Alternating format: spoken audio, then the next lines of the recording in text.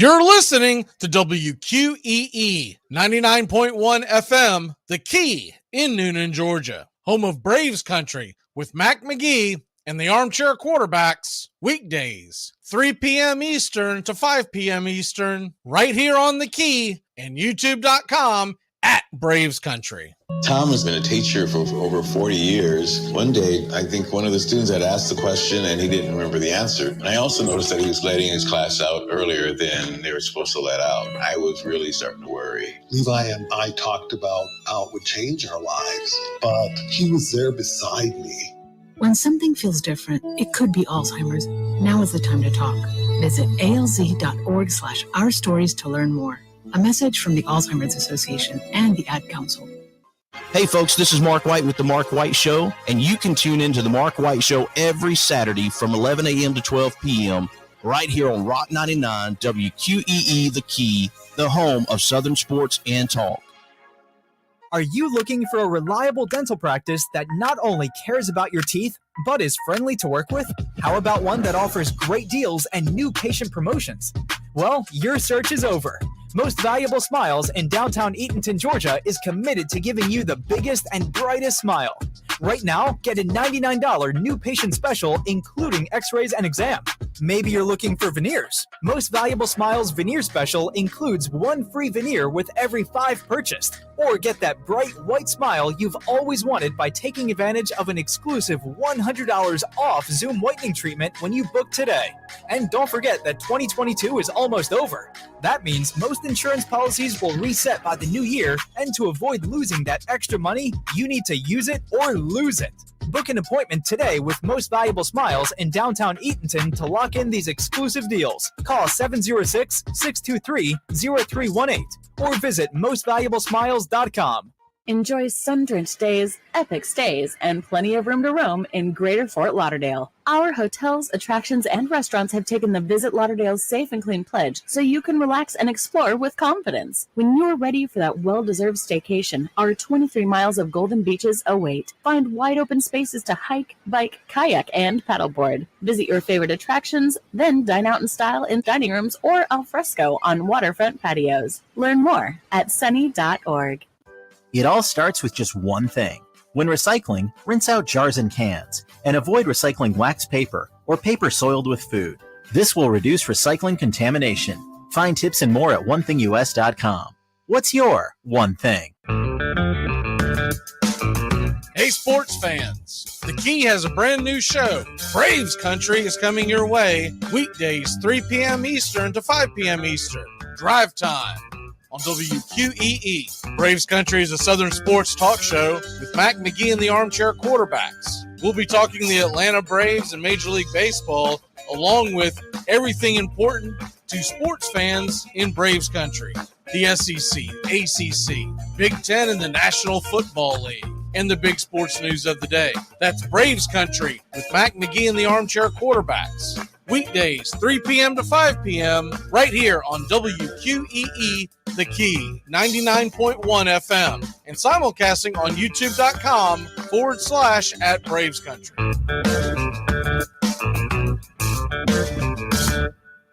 At Shell, we know from the time you get up to the time you wrap up, good night, there's a lot of meetups, eat-ups, and hurry-ups. So come to Shell and get 3 things done at once. Fill up with Shell V-Power Nitro Plus to help keep your engine running like new. Save up with the Fuel Rewards program and never pay full price for gas again. And snack up with in-store rewards to save even more at the pump. Make the most of the stop you need to make with Shell and engines that continuously use Shell V-Power Nitro Plus premium gasoline. See full terms and conditions at fuelrewards.com. That's the sound of NyQuil Severe hard at work. NyQuil Severe is the best sleep with a cold medicine. No tossing and turning, just rest and recovery. So you're ready to take on tomorrow. For powerful relief of your worst cold and flu symptoms, try NyQuil Severe. The nighttime sniffling, sneezing, coughing, aching, stuffy head, best sleep with a cold medicine. Use as directed. Keep out of reach of children. Hey Braves fans, thank you for listening to Braves Country Baseball. Hi, I'm Magee, and we are here to bring you play-by-play, pitch-by-pitch of your Atlanta Braves bringing you spring training and 2 to 3 games a week all season long. Please like and subscribe today. Braves Country Baseball.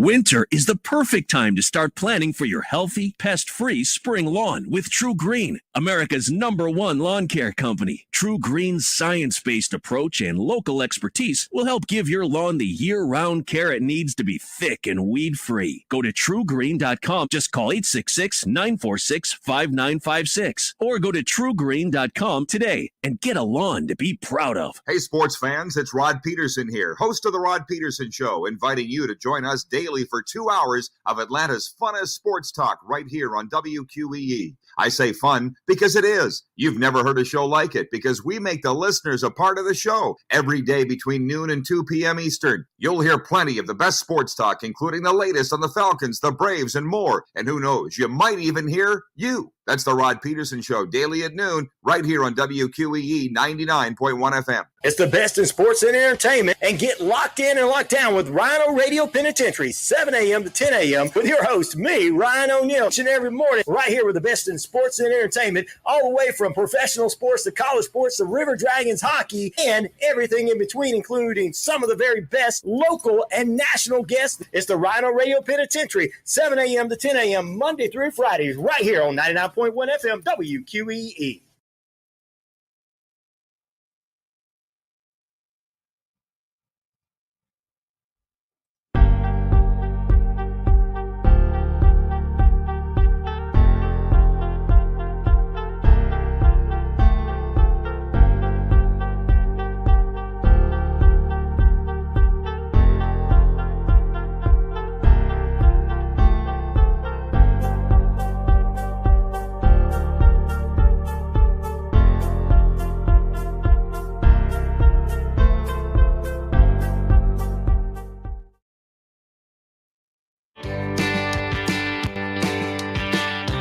Hey, sports fans. Weekdays, 3 p.m. Eastern to 5 p.m. Eastern. Drive time on WQEE. Braves Country is a Southern sports talk show with Mac Magee and the Armchair Quarterbacks. That's Braves Country with Mac Magee and the Armchair Quarterbacks. Weekdays, 3 p.m. to 5 p.m. right here on WQEE 99.1 FM. You're listening to WQEE 99.1 FM, The Key in Noonan, Georgia. Armchair.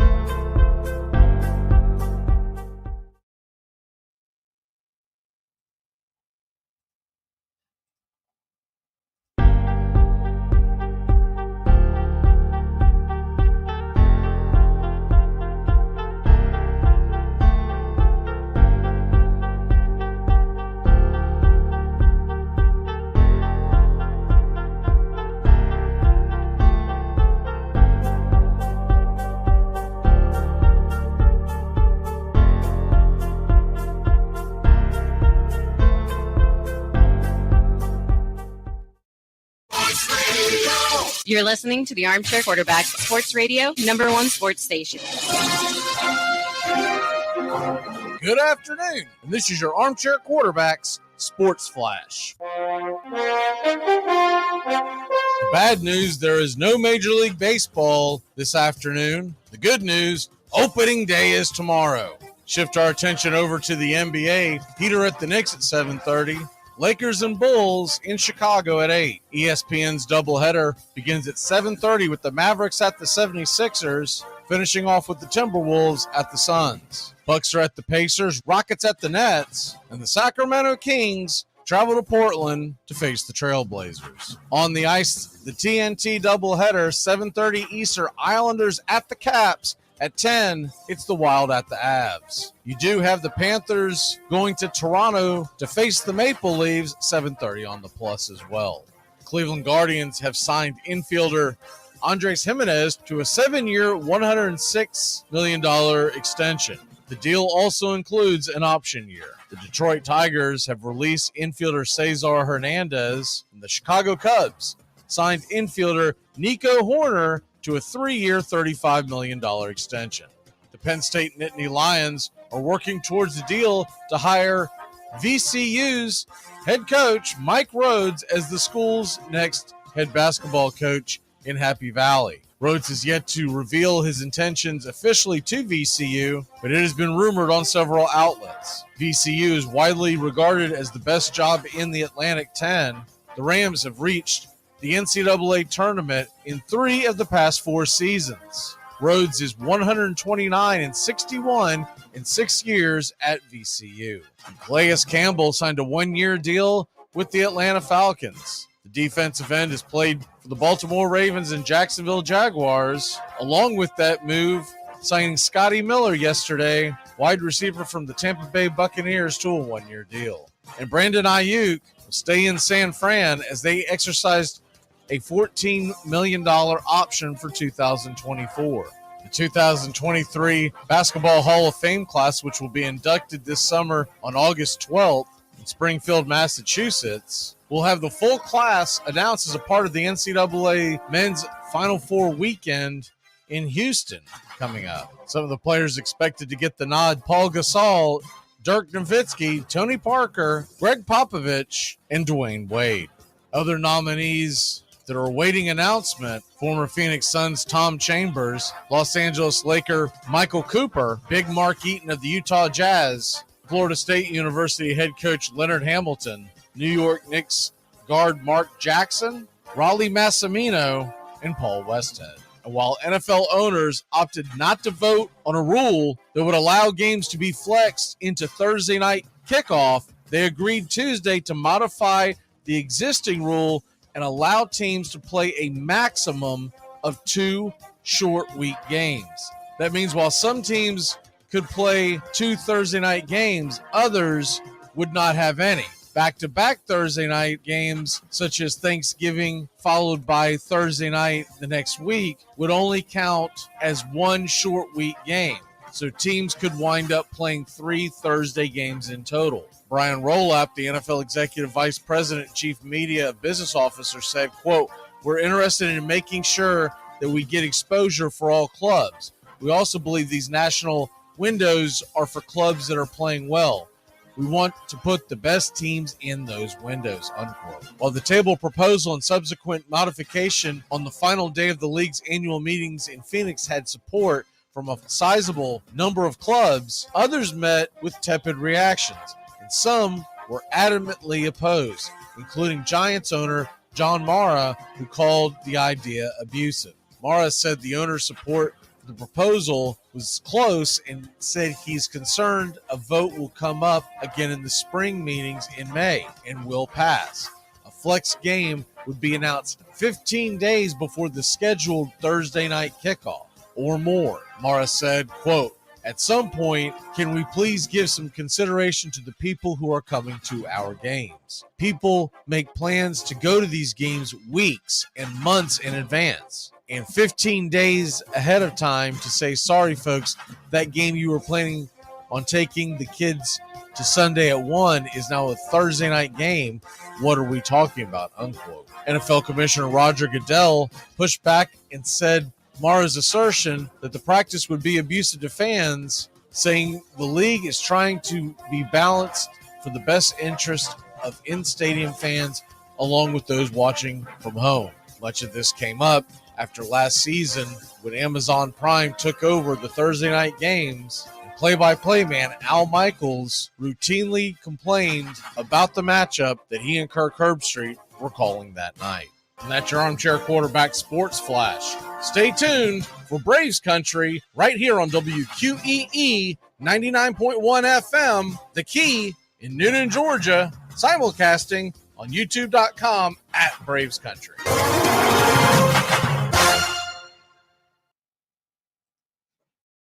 Armchair. There's something kind of about a kid that's never played baseball. We have been hoodwinked, bamboozled, and flat out deceived. Why did you get so drunk? You got drunk. I'm just really exhausted. What's in that cup? Armor Cokes. Do you have any idea how important this is? We're trying to save the pub. Really? This is what you're doing? This is what you're doing? Chief, what do you want to do tonight? The same thing we do every night. Try to take over the world. 106 miles to Chicago. We got a full tank of gas, half a pack of cigarettes. It's dark, and we're wearing sunglasses. Hit it. Armchair. YouTube Live. Radio station. The radio station you can call your own. Do you know what listeners like about our station? I like everything. It's always on my radio. We never stop the music, except for now, when I talk. You're listening to Braves Country with Mac Magee and the Armchair Quarterbacks. We're here live weekdays, 3 p.m. Eastern to 5 p.m. Eastern, WQEE 99.1 FM, The Key, and simulcasting on youtube.com/at Braves Country. Your first choice for Southern sports. Good afternoon. I'm Mac Magee, and I don't know much, but I know one thing. If you watched the NIT last night, that officiating is as bad as we've seen in any game. Armchair. Community Access Channel. He's the armchair quarterback. He's full of beer and he's full of snacks. The all-American man. With a cool one in his head. Yeah, the armchair. Hey, howdy, hi, and how the hell are you? I am Mac Magee, and I am doing fine. We are 1 day away from opening day, and you got to be excited about that as the Atlanta Braves are marching towards opening day, heading to Washington, D.C., and that game gets going 1:05 Eastern right here. First pitch, 1:05. We'll have the early pregame show come on Braves Country HD. If you want to catch that, Braves Country HD, it'll be on at about 12:30, and then we'll roll right into opening day. And it looks like we're going to get good weather. It looks like it's going to be Max Fried versus Patrick Corbin, a couple of lefties, veteran lefties going at it, and a way to get going here. We're still waiting for the official word on some of the moves that are going to be made for the Braves, and they tend to do it last minute. And from what I can remember, I don't think it even has to be in. Your official roster has to be in until tomorrow. It's either 4 or 6 hours. I believe it's 4 in the early games, 4 to 6 hours before the season starts. Now, most will start trickling in tonight, but a lot of teams, and the Braves have been known to do this, a lot of teams wait until the last dog is dead, because what they're doing is they're waiting to see if anyone gets DFA that they may have an interest in from another team. And then, of course, you know, something goofy happens. Some guy stubs his toe in the hotel room and he can't play, you know, anything goofy like that. So you're waiting to do that so you're not wasting a move. So it's understandable, but folks are chomping at the bit. Everyone's wanting to know what the final roster is going to look like. I can give you an indication what I think it may be and what it appears to be as we march closer and closer to that announcement. I keep checking Twitter and whatnot to see if anything has been announced on those moves, but I have not seen anything official yet, so I haven't seen anything brand new in a minute on that. Not since the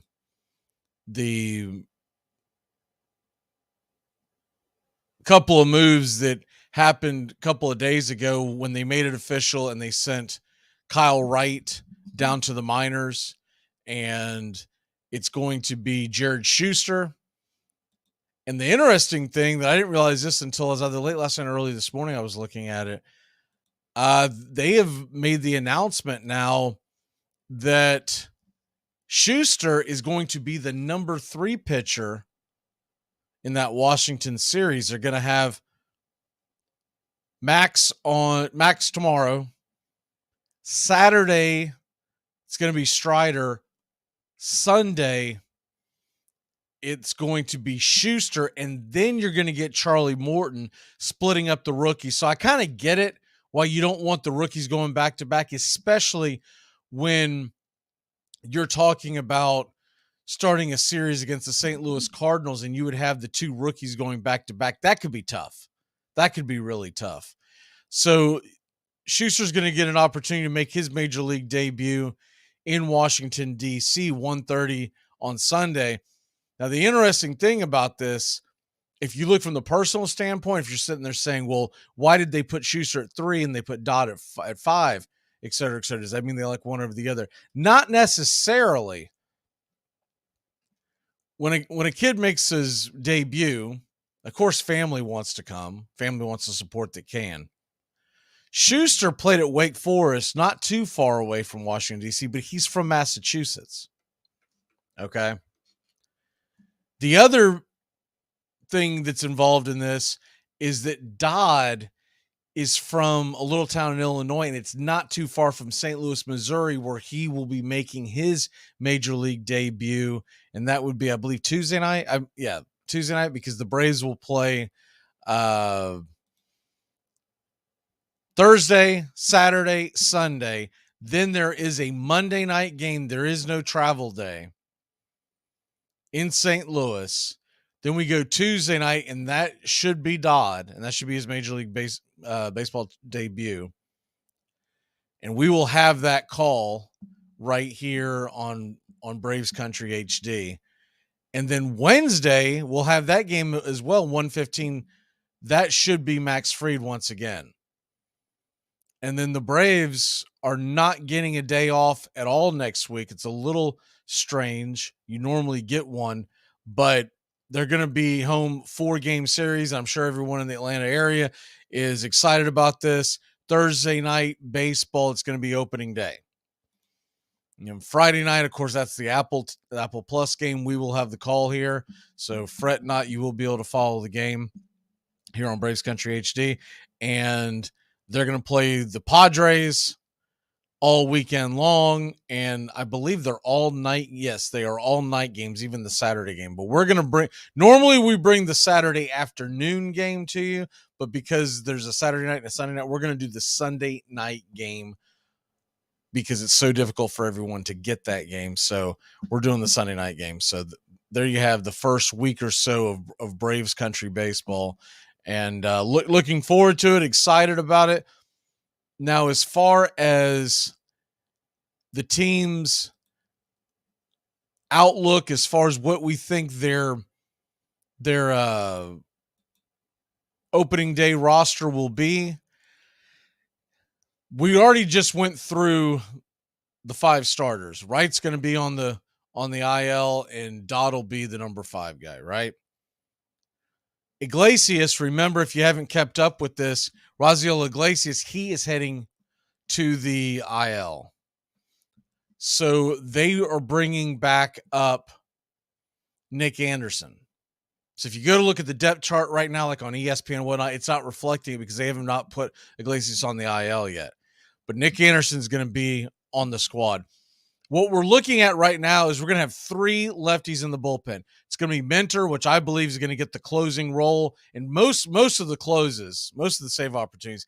Now, obviously, if you get a chance to go back to back to back, you're not going to wear them out. You'll probably throw a Nick Anderson possibly in there because he closed quite a bit in Tampa in his days there. You've got a couple of other options. You've got Jimenez, but as far as the lefties, we'll have Mentor, we'll have Dylan Lee, who's played really well.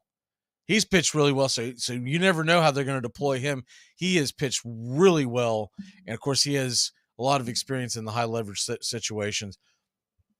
And then Lucas Litgay, coming over from the Yankees in the trade, he is the 3rd lefty expected. So you'll have 3 lefties in the pen, and then you'll have 5 righties. With Iglesias on the IL, you're going to have Anderson.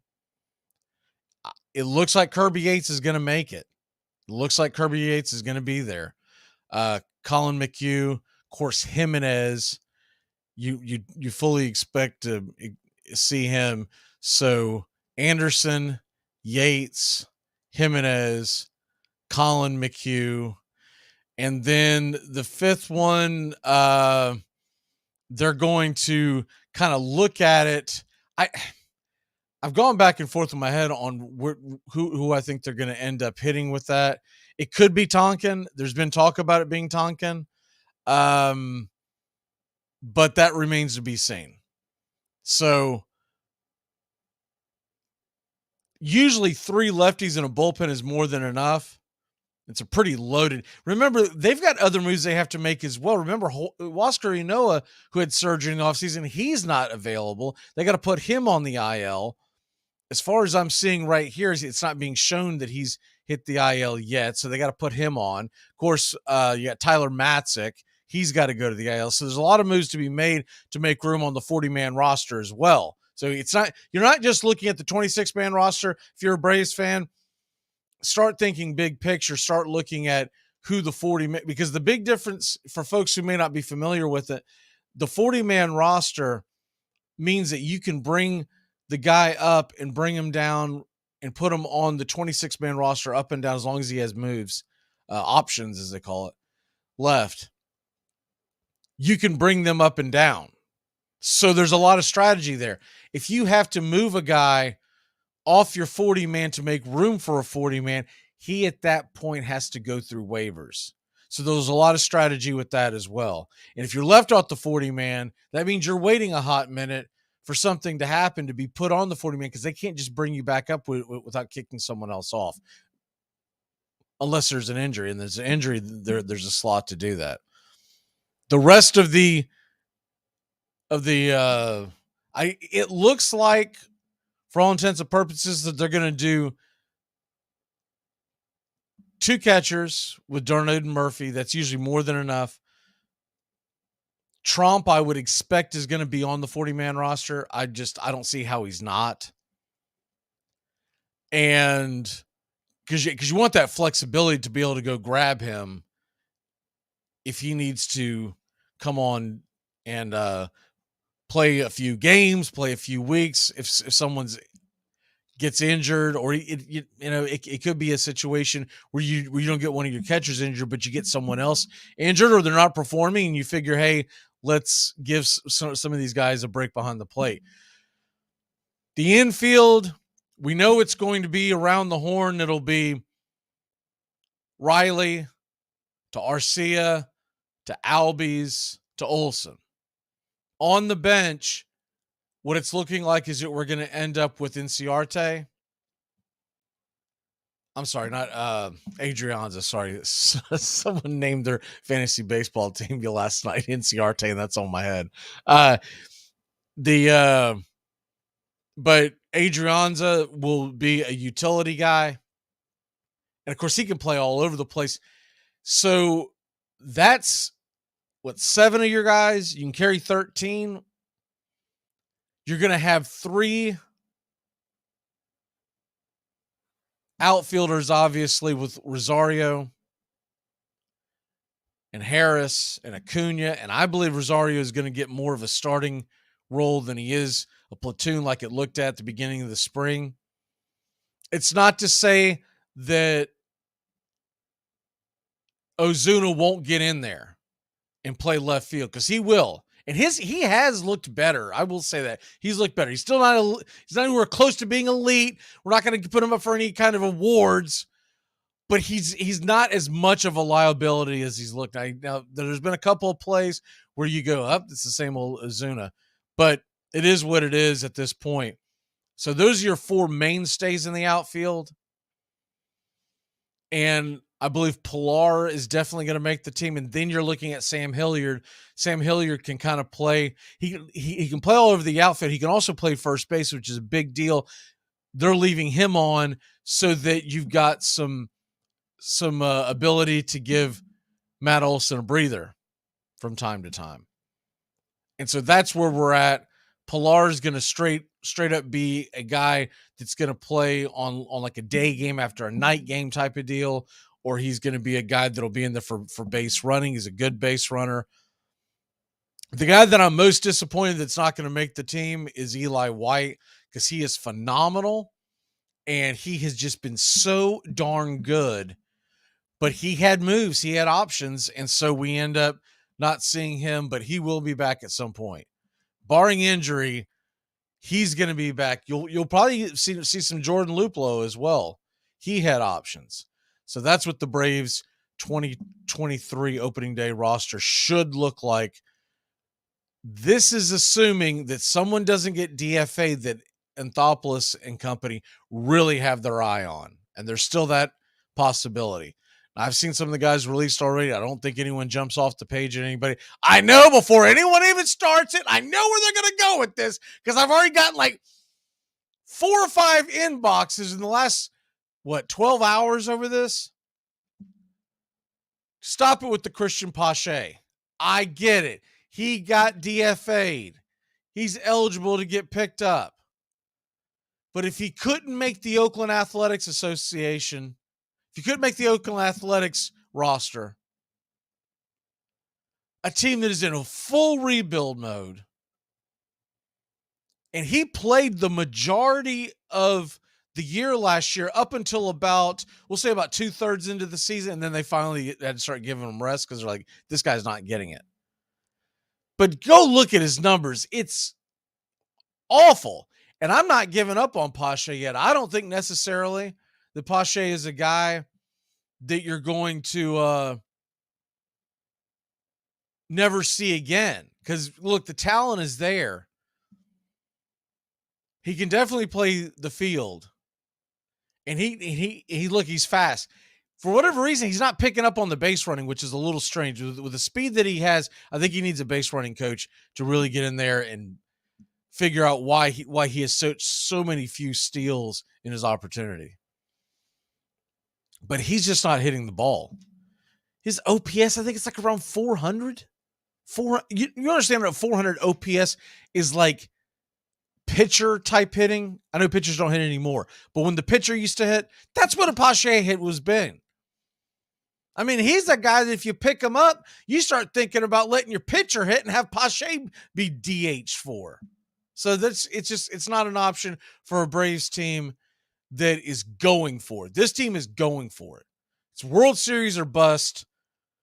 That's the mentality that the Braves have. That's the mentality that they should have. So Pache's not an option, but there are some options out there that could be really interesting. There's some rumors that I've heard. I haven't seen them released yet, but there's some rumors that I've heard that could actually fit a need, but it's going to have to be a perfect spot. It's going to have to be a guy that, in a perfect world, you would love to see a guy come off the trash heap that's can play multiple positions, because then it really gives you the ability, and then maybe you do something like you see if a Hilliard or a Pilar can make it through the waiver system. Probably wouldn't happen. So at that point, you have to decide, well, are you okay losing him? All right, let's take a quick break. When we come back, it's prediction day, and we're going to start it off right, talking about East Coast, baby, American League. We're going to let you know who's going to win everything today. We'll be back in a flash here on Braves Country and Braves Country HD, wherever you stream. Work is work. You don't show up late, you don't make excuses, and you don't not work. If it wasn't work, they wouldn't call it work. They call it super wonderful, crazy fun time. Or skippity-doo. It all starts with just one thing. Get to know your local beekeeper. You can make sure they don't use chemicals in the hive, that they only sell surplus honey, plus locally produced honeys have a smaller carbon footprint. Find tips and more at onethingus.com. What's your one thing? The Armchair Quarterbacks are covering America's pastime from spring training all the way to the Fall Classic. 5-2 Dodgers in the ninth. Got him. They've done it. Like the 1969 Mets. It's the impossible dream revisited. And Myers bringing it. And the pitch is hit in the air. Foul. Off first. Benzinger backing and calling. And the 1990 World Championship belongs to the Cincinnati Reds. The Twins are going to win the World Series. The Twins have won it. It's a base hit. It's a 1-0 10-inning victory. Bell, left field, way back. Blue Jays win it. The Blue Jays are World Series champions as Joe Carter hits a 3-run home run in the 9th inning, and the Blue Jays have repeated as World Series champions. Touch 'em all, Joe. You'll never hit a bigger home run in your life. Armchair. Hey, sports. Thursday, March 30th, it's opening day in Braves country. The Atlanta Braves travel to the Washington Nationals. First pitch, 1:05 Eastern. We'll have pitch-by-pitch, play-by-play of your Atlanta Braves all season long, and it begins opening day. Make sure to tune in right here, Thursday, March 30th, 1:05 Eastern, opening day in Braves country on Braves Country HD. It's the best in sports and entertainment, and get locked in and locked down with Rhino Radio Penitentiary, 7 a.m. to 10 a.m. with your host, me, Ryan O'Neill, each and every morning, right here with the best in sports and entertainment, all the way from professional sports to college sports to River Dragons hockey and everything in between, including some of the very best local and national guests. It's the Rhino Radio Penitentiary, 7 a.m. to 10 a.m. Monday through Fridays, right here on 99.1 FM WQEE. Now, we'll all calm down. Boss, he's just a little excited. I know. I'm going to use good judgment. I haven't lost my temper in 40 years. But, Pilgrim, you caused a lot of trouble this morning. Might have got somebody killed. And somebody ought to belt you in the mouth. But I won't. The hell I will. He's the armchair quarterback. He's full of beer and he's full of snacks. The all-American man with a cool one in his head. Yeah, the armchair. Welcome back, and it is 2023 Prediction Day here on Braves Country. Going to take you all the way through the entire Major League Baseball, the division winners, who we think we're going to win the big awards, the ALCS, the NLCS, and then I'll give you my World Series prediction as well. We're going to start in the American League. We're going to start with the American League East, as, of course, folks are going to be... Look, I know a lot of people are going to try to tell you in Braves country that the National League East is the best division in baseball. And look, it's right there. It's just below the AL East, but the AL East is an absolute gauntlet. And what I have on the screen here, if you're watching on Braves Country HD on YouTube, is last year's divisional standings. And I'm going to do this with all the teams so you kind of get an idea of what's going on with all the teams and then what they did in the offseason, that kind of thing. And then I'll give you my reasonings for, why I think all these teams are going to finish the way they will. The first team that we'll start off with is, I guess I'll go from bottom to top,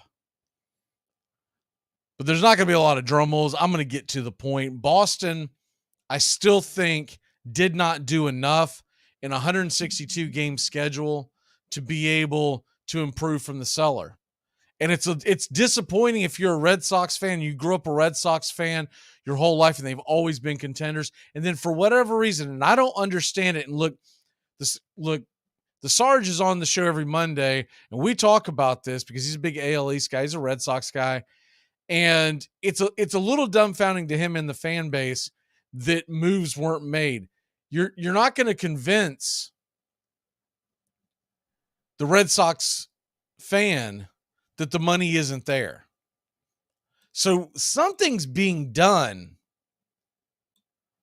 to prevent, something's being done up top to prevent this front office from being able to go out and spend in a big way. Now, look, we get it. Boston did go out and they did get Masataka Yoshida, and I do think that he's going to be a very good player. But outside of that, nothing really jumps out at you. Yes, they signed Adam Duvall, and we all love Adam Duvall here in Braves country.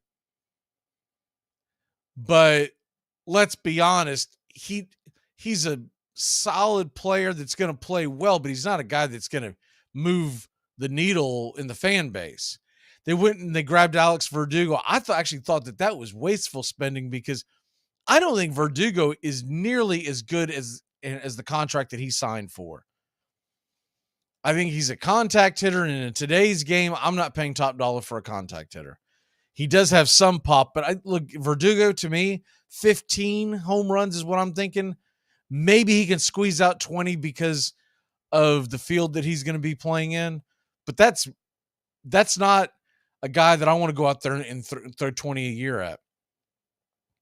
They did bring in Justin Turner, so they're bringing pieces in that it'll make Boston a competitive team. So, and if you're in the cellar in the AL East, that doesn't mean that you're going to win 60 games. I still think last year they won 78. They might even improve on that. They might even get to 80, 82, but that may not be good enough to get you out of the cellar. So that's where I have the Red Sox. The biggest key to me for the Red Sox, there's two huge keys. Chris Sale, what do you get out of him? Because if he gets back to the form that he once was, that's asking a lot at this age now. But if he gets close to it, if he's a shadow of his former self, he could make a huge difference in that rotation. And then, of course, Masataka Yoshida, what are you going to get out of him? What are you going to get out of Yoshida? If he ends up being that big-time table setter at the top of the lineup, you could be looking at an offense and a pitching staff with a healthy Sale. And remember, they did add Kenley Jansen. And all those were solid moves. But what's driving the Red Sox fan crazy is there wasn't that big splash in the offseason that you kind of expected from a team that had nothing going into this year. Other than locking up Rafael Devers long-term, but that doesn't even go into effect till next year. So there wasn't that big splash that they expected. And look, they lost Xander Bogaerts. That's a big stick to lose out of your lineup. So that's why I have the Red Sox where I have them, and I don't think there's much of a chance that they maybe fourth, but that's about their ceiling unless something just absolutely phenomenal happens. So we go on from there, and the next team that I have on the docket, and this is going to surprise some people, I have the Toronto Blue Jays finishing fourth. And I know folks are in love with the Blue Jays.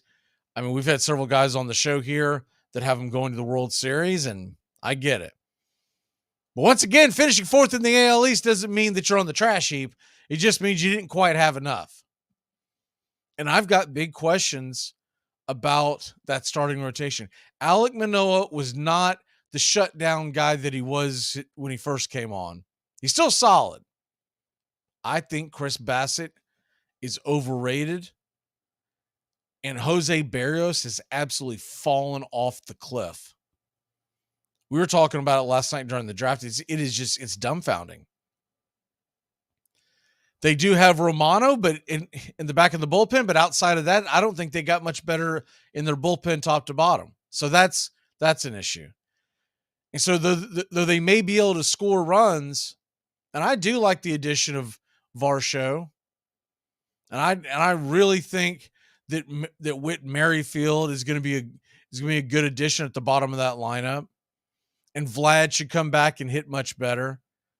But this is not an offense that I think is going to be able to combat the pitching, the lack of pitching, starting pitching. The two biggest keys for Toronto to me, Vlad Jr.'s got to get to MVP caliber again this year. And that starting pitching staff has got to be that 5 deep that they appear to be in theory on paper if you look at it like MLB The Show. But really, I think that their starting pitching rotation is about 2.5 deep. And that's a big time problem. So there you have that. My number 3 team in the American League. And this is a little bit of a surpriser team. You'll hear me talk about them all year long. I really do think that the Baltimore Orioles, when I say for real, I don't mean they're going to bring home the world championship, but I think they're going to be a real-time contender. I saw a Baltimore Oriole team last summer that was making big-time strides. And they did minor things in the offseason to improve. And they're a young team who's only going to get just a little bit better. And that's really all you need for Baltimore to be able to make the playoffs. They had 83 wins last year. 83 wins. That was just outside the wild card. This year, I think they're going to get up a little higher. I think, look, if I'm taking Toronto back to the 4th spot, then that means I've got Baltimore getting some of those W's, and I think Baltimore can get into the mid to late 80s in the win total. They've got a solid pitching rotation, and Grayson Rodriguez will be back. I know that they sent him down, but he will be back. But their pitching, top to bottom, is good. It's not great, but it's pretty good. Kyle Gibson, Kramer. They brought in Cole Irvin. And then Kyle Bradish has, to me, the ability to be higher than a number 4 starter. They've got a good closer in Bautista. And then they've got all the young kids. They've got all the young kids that everybody is excited for. And you've got the Santander, Mullins, Hayes. They're going to rake in the outfield. Gunnar Henderson. He should be a great prospect at third base. This offense, Mountcastle, this offense is going to bang. What's the question I have here? Can the Mets win on Thursday? Oh, I think the Mets probably do win on Thursday. Look, I get it. They're going up against Sandy Alcantara. And we'll talk more about the NL here in a minute, but they're the favorite. I want to say they're a minus 125, minus 130 on the money line, the Mets are, even though it's on the road. I think the Mets, they do have Scherzer going to the mound. So Scherzer versus, remember something about opening day and really opening week, your starters don't go very deep. So you can't expect Sandy Alcantara to go out there and pitch 8 innings, because if his arm falls off, they're going to blame the manager. So you're looking at 5, maybe 6. I think you're going to get a low scoring game to start, and then we'll just see how the bullpen rolls out. But I've got Baltimore finishing number 3 in the division, which means I got Tampa Bay finishing number 2. Glasnow will be back eventually. If Glasnow hadn't started off in the IL, I'd probably have Tampa winning the division. But that's a little concerning. But Springs and Rasmussen and what they'll get at Zach Eflin, I think they're going to be very creative with Eflin as the number 5. I think he's almost going to be like Ryan Yarbrough 2.0 for the Rays. He's going to be very, very good. And that offense is going to be good enough to put up runs like the Tampa Bay Rays know how to do. They will work that bullpen. Fairbanks is back. On the days that they don't want to put him back-to-back, Adam is a very good secondary choice. So I've got Tampa Bay finishing number 2. And, of course, that means the New York Yankees in first place. And I tried to look everywhere to see how in the world I could have the New York Yankees not win the division. I did the same thing with a couple of teams. Well, what could happen? And it's not logical. The Rodon injury is not a long-term injury. So he's supposed to be back. And if he's supposed to be back, and you got Garrett Cole, you got Nestor Cortez, Luis Severino being banged up is a little concerning, but Clark Schmidt has looked really good in the spring. That bullpen is solid top to bottom. And we know the Yankees are going to score. Anthony Volpe is going to be a very good choice to come up early. And I'll go ahead and give you my Rookie of the Year candidate. It's Anthony Volpe. I think he's going to be in a lineup that's going to give him the opportunity to score runs, get RBIs, And if he can play solid shortstop, which he does, in New York, that's going to get him a lot of votes. So Anthony Volpe is going to be my guy for the the American League Rookie of the Year. We go over to the AL Central now. I'm going east to west. And at the bottom of the barrel, I'm sorry, but the Kansas City Royals and the Detroit Tigers, I think they are light years away from what everybody else is doing in the division. And so the big question is, who do you have number one? Who do you have number two? I don't really see a difference in the two, to be perfectly honest with you, because you're going to, as I scroll this down so everyone can see. So you see the win total from last year, right? And there's not that big of a difference. What was it? It was 1 win, 1 loss difference between Detroit and Kansas City. When you're winning in the mid 60s, does it really matter if you finish in last place or not?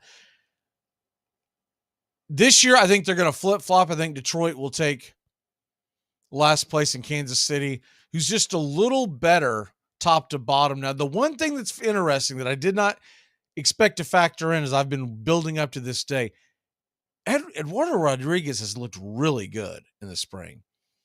And if he gets back to the way he was when he pitched with the Red Sox, that could be a change of pace for, honestly, a Detroit Tiger team that's pitching staff is just in shambles. But I think it's a lot to ask that Erod's going to go out there and do anything but put himself in the opportunity to get in an all-star game, and that doesn't mean that his team's going to do any well. So I've got Erod and the Tigers finishing last. If there's one name, or actually two names, if you're watching a Tigers game you want to keep an eye on, Spencer Torkelson, the first baseman, Riley Green, two really good young players. And, of course, everybody loves Miguel Cabrera. When you look at Kansas City, their starting pitching is just a little better. Brady Singer is solid. Zach Greinke is back. We all know that he's going to eat innings. Jordan Lyles, he's serviceable just like Brad Keller. So their pitching staff's just a little better. I don't have a great deal of hope for their bullpen. We were joking about this last night, though.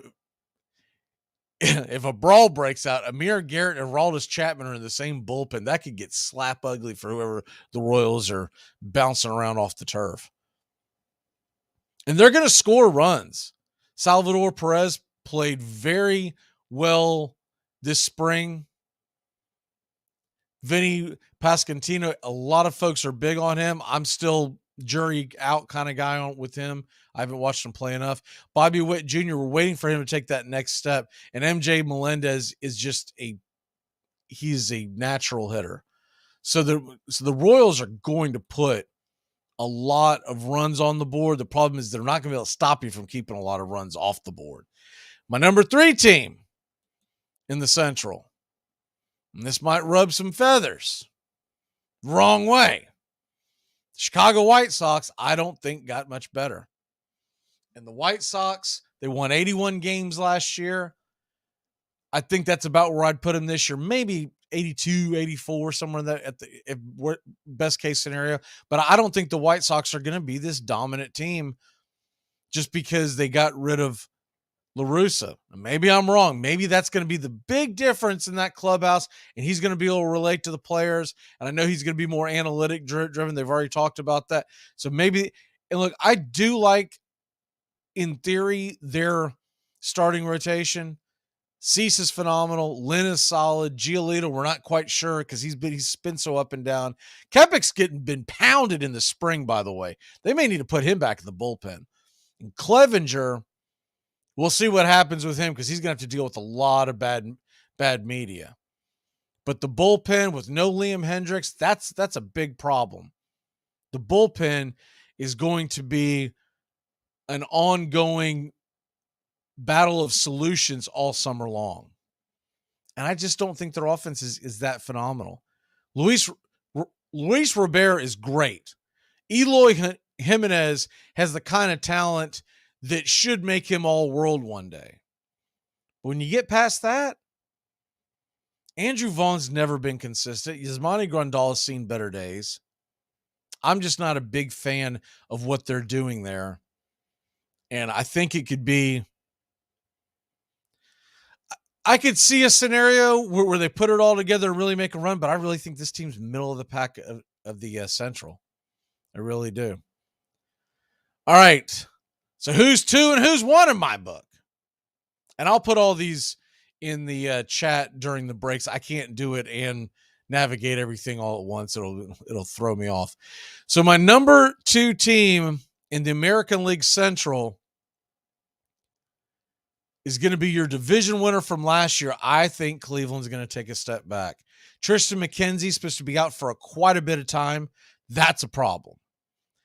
Quantrill, Savale, and Plesac, they have all been good at times, and they've all struggled at times. So all the pressure is going to come on Shane Bieber and Emmanuel Clase to try to lock in every single W that they get a chance to do. The offense does not score.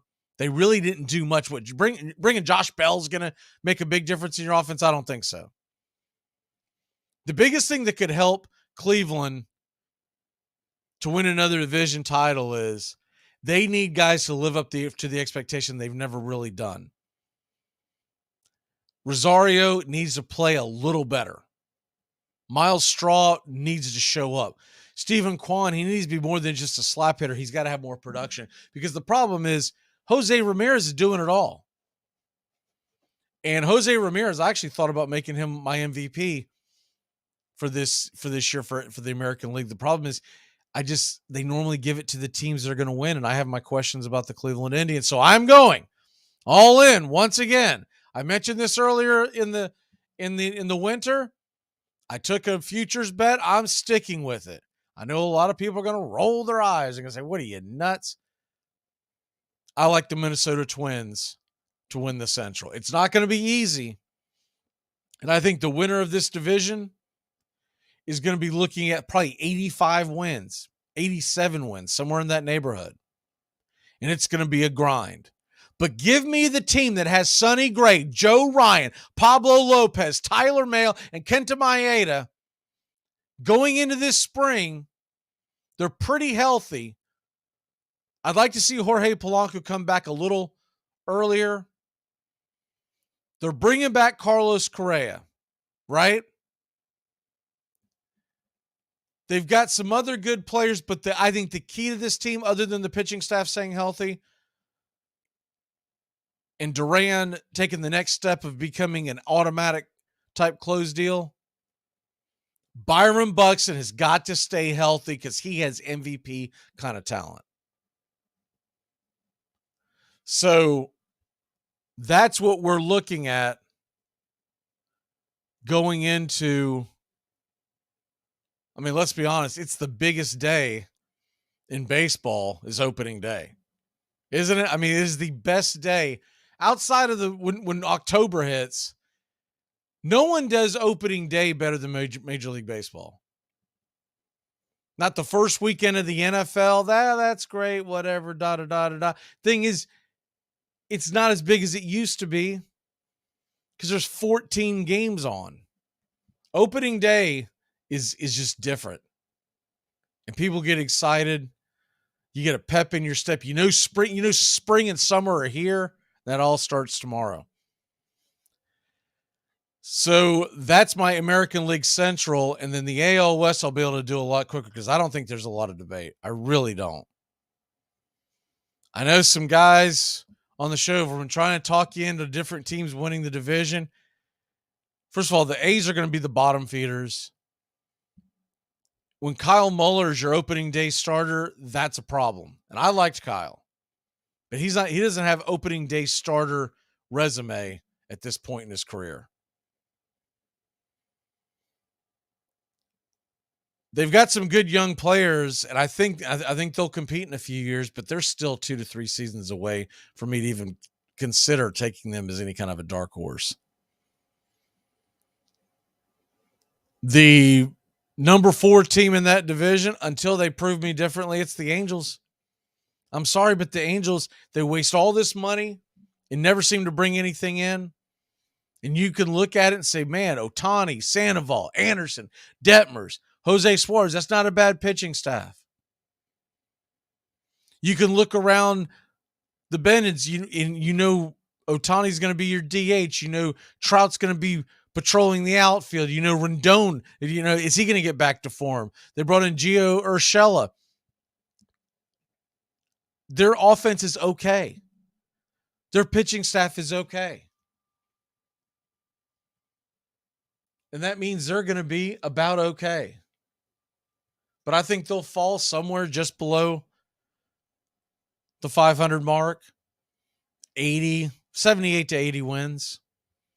And it's going to be the same old thing. And when Ohtani takes off at free agency, you're going to start hearing some rumblings from Trout.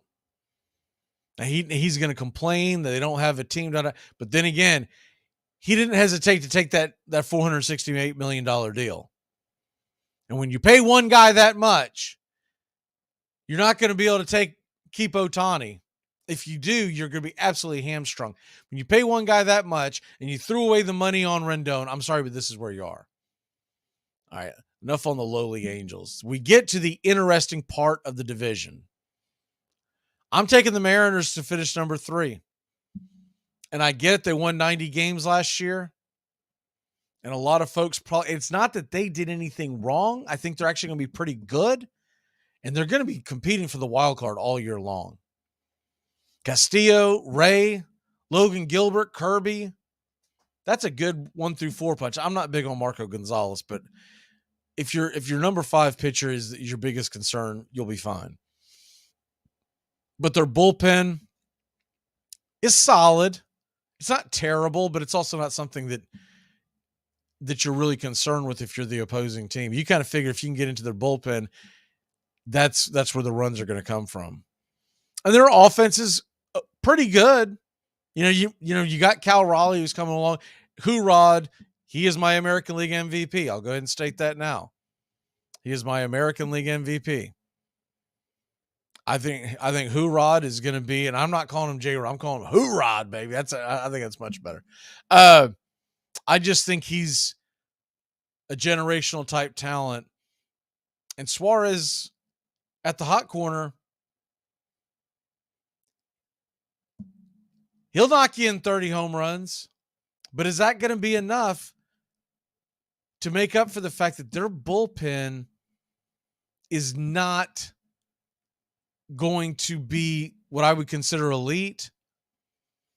So Castillo's got to go out and win almost every one of his games. Robbie Ray's got to be more of what he was 2 years ago. Logan Gilbert, who's solid, he's still a guy that's only going to go about 5 innings and give up around 3 runs. That's solid. There's nothing wrong with that, but that's not going to lead you anywhere if your offense isn't top notch. And I just don't think their offense is top notch. So that takes me to my number 2 team in the AL West. It's the Texas Rangers. I love what they did in the offseason. If you're following the show, you know we've talked about it. DeGrom is my Cy Young winner in the American League this year. But Eovaldi has looked phenomenal in the spring. They're saying his fastball's up around 98. That's something. That's something. For a guy who's 33 years old, that's something. Martin Perez is automatic guy. He's going to go out there and get you a quality start and give you a chance. I love John Gray and what he's able to do. And then Andrew Heaney, that's your 5th starter. That's pretty darn good starting rotation.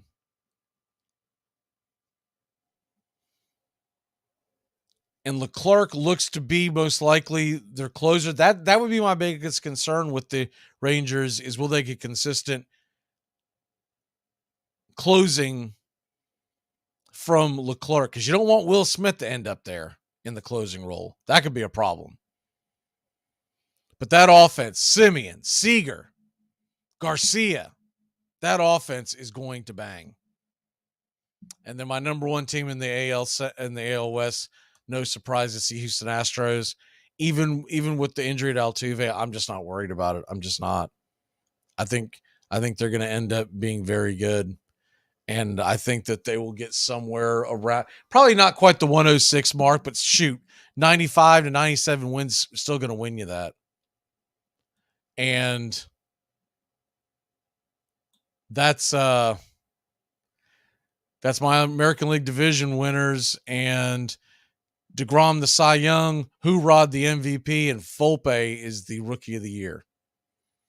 And so then what do I have in going for the wild cards? I talked about these teams. I like the Rays to make the wild card. I think Baltimore sneaks in, and I think the Texas Rangers sneak in. And I know that's going against the grain with what some people are at right now in their head. But to be honest with you, I think that that's where we're at. So who do I have winning the ALCS? I've got the New York Yankees beating the Houston Astros in the ALCS and finally getting over the hump. It's due. Eventually, you when you go through this many Octobers, you're going to wear down. There's going to be something where, they've already got the injury bug with Altuve, but things don't go right that many years in a row. That's why it's so hard to repeat. So there you have that. What's the other question I got from Lane here? What do you think about the Yankees opening day weather tomorrow? I saw that it's, look, I mean, I really think that the Northeast team shouldn't be hosting opening day until like the second week of the season. You're going to run into these issues. Even in Washington, Atlanta's running into cold weather. Not supposed to be clear, but it's going to be cold weather. So, all right, we got to take a break. We're at the top of the hour. When we come back, the National League, and we're going to give you our World Series predictions as well. Keep it locked here on the Key and in Braves Country HD, wherever you stream. Go out there and subscribe and like today, baby. You're listening to WQEE 99.1 FM, The Key in Noonan, Georgia. Armchair. You're listening to the Armchair Quarterback Sports Radio, #1 sports station. Good afternoon, and this is your Armchair Quarterbacks Sports Flash. Major League Baseball's final day of spring training gets started at 1:05 Eastern, Braves at Red Sox. That game's in Fenway South, Fort Myers, Florida, 1:05 first pitch. Blue Jays and Phillies and the Nats and Yankees got going at noon. And the last game in the Grapefruit League, Twins at Pirates. At 2:05, Arlington, Texas, Globe Life Field, the Rangers host the Royals as Kansas City makes its way back home. And in the Cactus League, you got the Brewers and Rockies in Scottsdale, White Sox and Cubs in Mesa, Guardians at the D-backs at 3:40 at Chase Field. And in Anaheim, California tonight, the Angels and Dodgers square off 6:07 local time. The historical National Invitational Tournament, the NIT semifinals, begin tonight at 7 Eastern. No longer in Madison Square Garden. They'll face off in Las Vegas, Nevada. The early game, North Texas versus Wisconsin. The Badgers are 1-point dogs, over under 115. And at 9:30, Utah Valley versus UAB. The Blazers are giving up 2.5, over under 152. Over on the ice, you got a full slate tonight. Some of the games of interest, 7 Eastern on the plus. Predators are at the Boston Bruins, while the Lightning battle the Hurricanes in Raleigh. Penguins at the Red Wings in Detroit. Canadians and Flyers in Philly at 7, while the Canucks and Blues are in St. Louis at 8. What could be the best game of the night, 9 Eastern, the Los Angeles Kings travel to Calgary to try to put out the Flames. And in the NBA tonight, it gets going at 7 Eastern. The Boston Celtics travel to our nation's capital to take on the Wizards. At 7:30, State Farm Arena, right here in Atlanta, the Hawks host the Cavaliers. Magic and Grizzlies tip off at 8 in Memphis, and the Thunder are looking for a much-needed win at home against the Hornets at 8 o'clock. Pelicans and Warriors are the second part of the TNT doubleheader at 10. Heat and Raptors get it going at 7:30. The Josh Harris Mitchell Rails Group, which now includes Magic Johnson, officially submitted a fully financial bid for the Washington Commanders that meets Dan Snyder's $6 billion asking price to buy the team. If accepted, the deal would break the previous record for a franchise set late August when a group led by Walmart's Rob Walton bought the Denver Broncos for $4.65. Once Snyder accepts an offer, he must submit the bidder's name to the NFL for approval. Shohei Ohtani is expected to make a Major League Baseball record $65 million for the 2023 season, including endorsements, according to an annual list published by Forbes magazine, making the Los Angeles Angels two-way standout the highest paid player in all of sports. The amount includes one $30 million contract extension that Ohtani signed in October as a part of an agreement to avoid salary arbitration.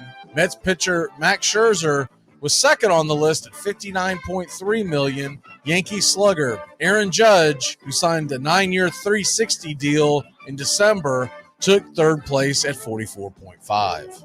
The U.S. gambling industry is adopting a new responsible marketing code that will ban sports books from partnering with colleges to promote sports wagering, bar payments to college and amateur athletes for using their name, image, and likeness, and end the use of terms free or risk-free to describe promotional bets. The American Gaming Association told the Associated Press on Tuesday the changes are necessary to keep up with the developments in the fast-growing legal sports industry, which currently operates in 33 states, including Washington, D.C.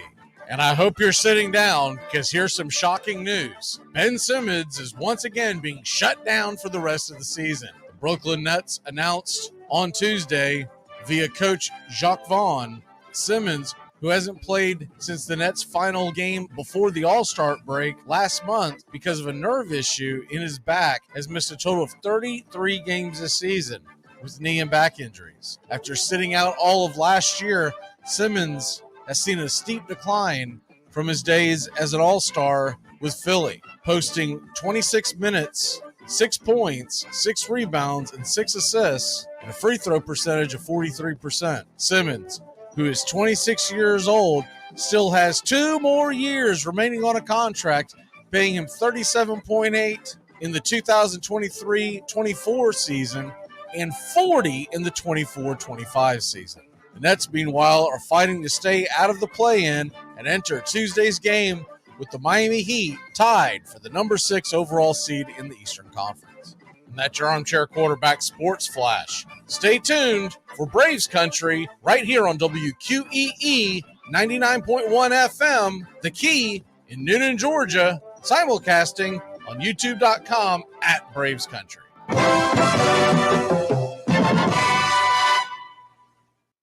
Hey, sports fans, it's Rod Peterson here, host of The Rod Peterson Show, inviting you to join us daily for 2 hours of Atlanta's funnest sports talk right here on WQEE. I say fun because it is. You've never heard a show like it because we make the listeners a part of the show every day between noon and 2 p.m. Eastern. You'll hear plenty of the best sports talk, including the latest on the Falcons, the Braves, and more. And who knows, you might even hear you. That's The Rod Peterson Show, daily at noon, right here on WQEE 99.1 FM.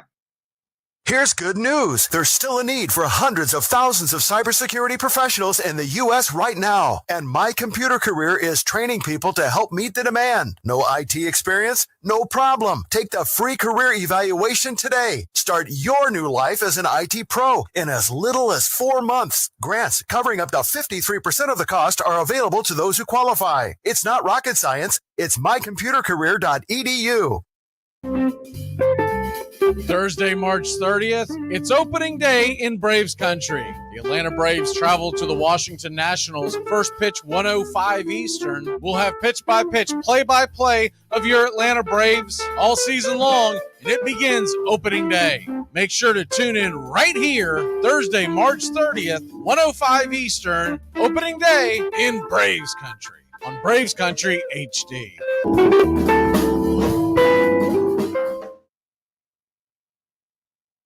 Hey, this is not a test. This is rock and roll. Time to rock it from the Delta to the DMZ. Hey, is it a little too early for being that loud? Hey, too late. It's 0600. What's the O stand for? Oh, my God, it's early. Hey, you know what I mean. Too much?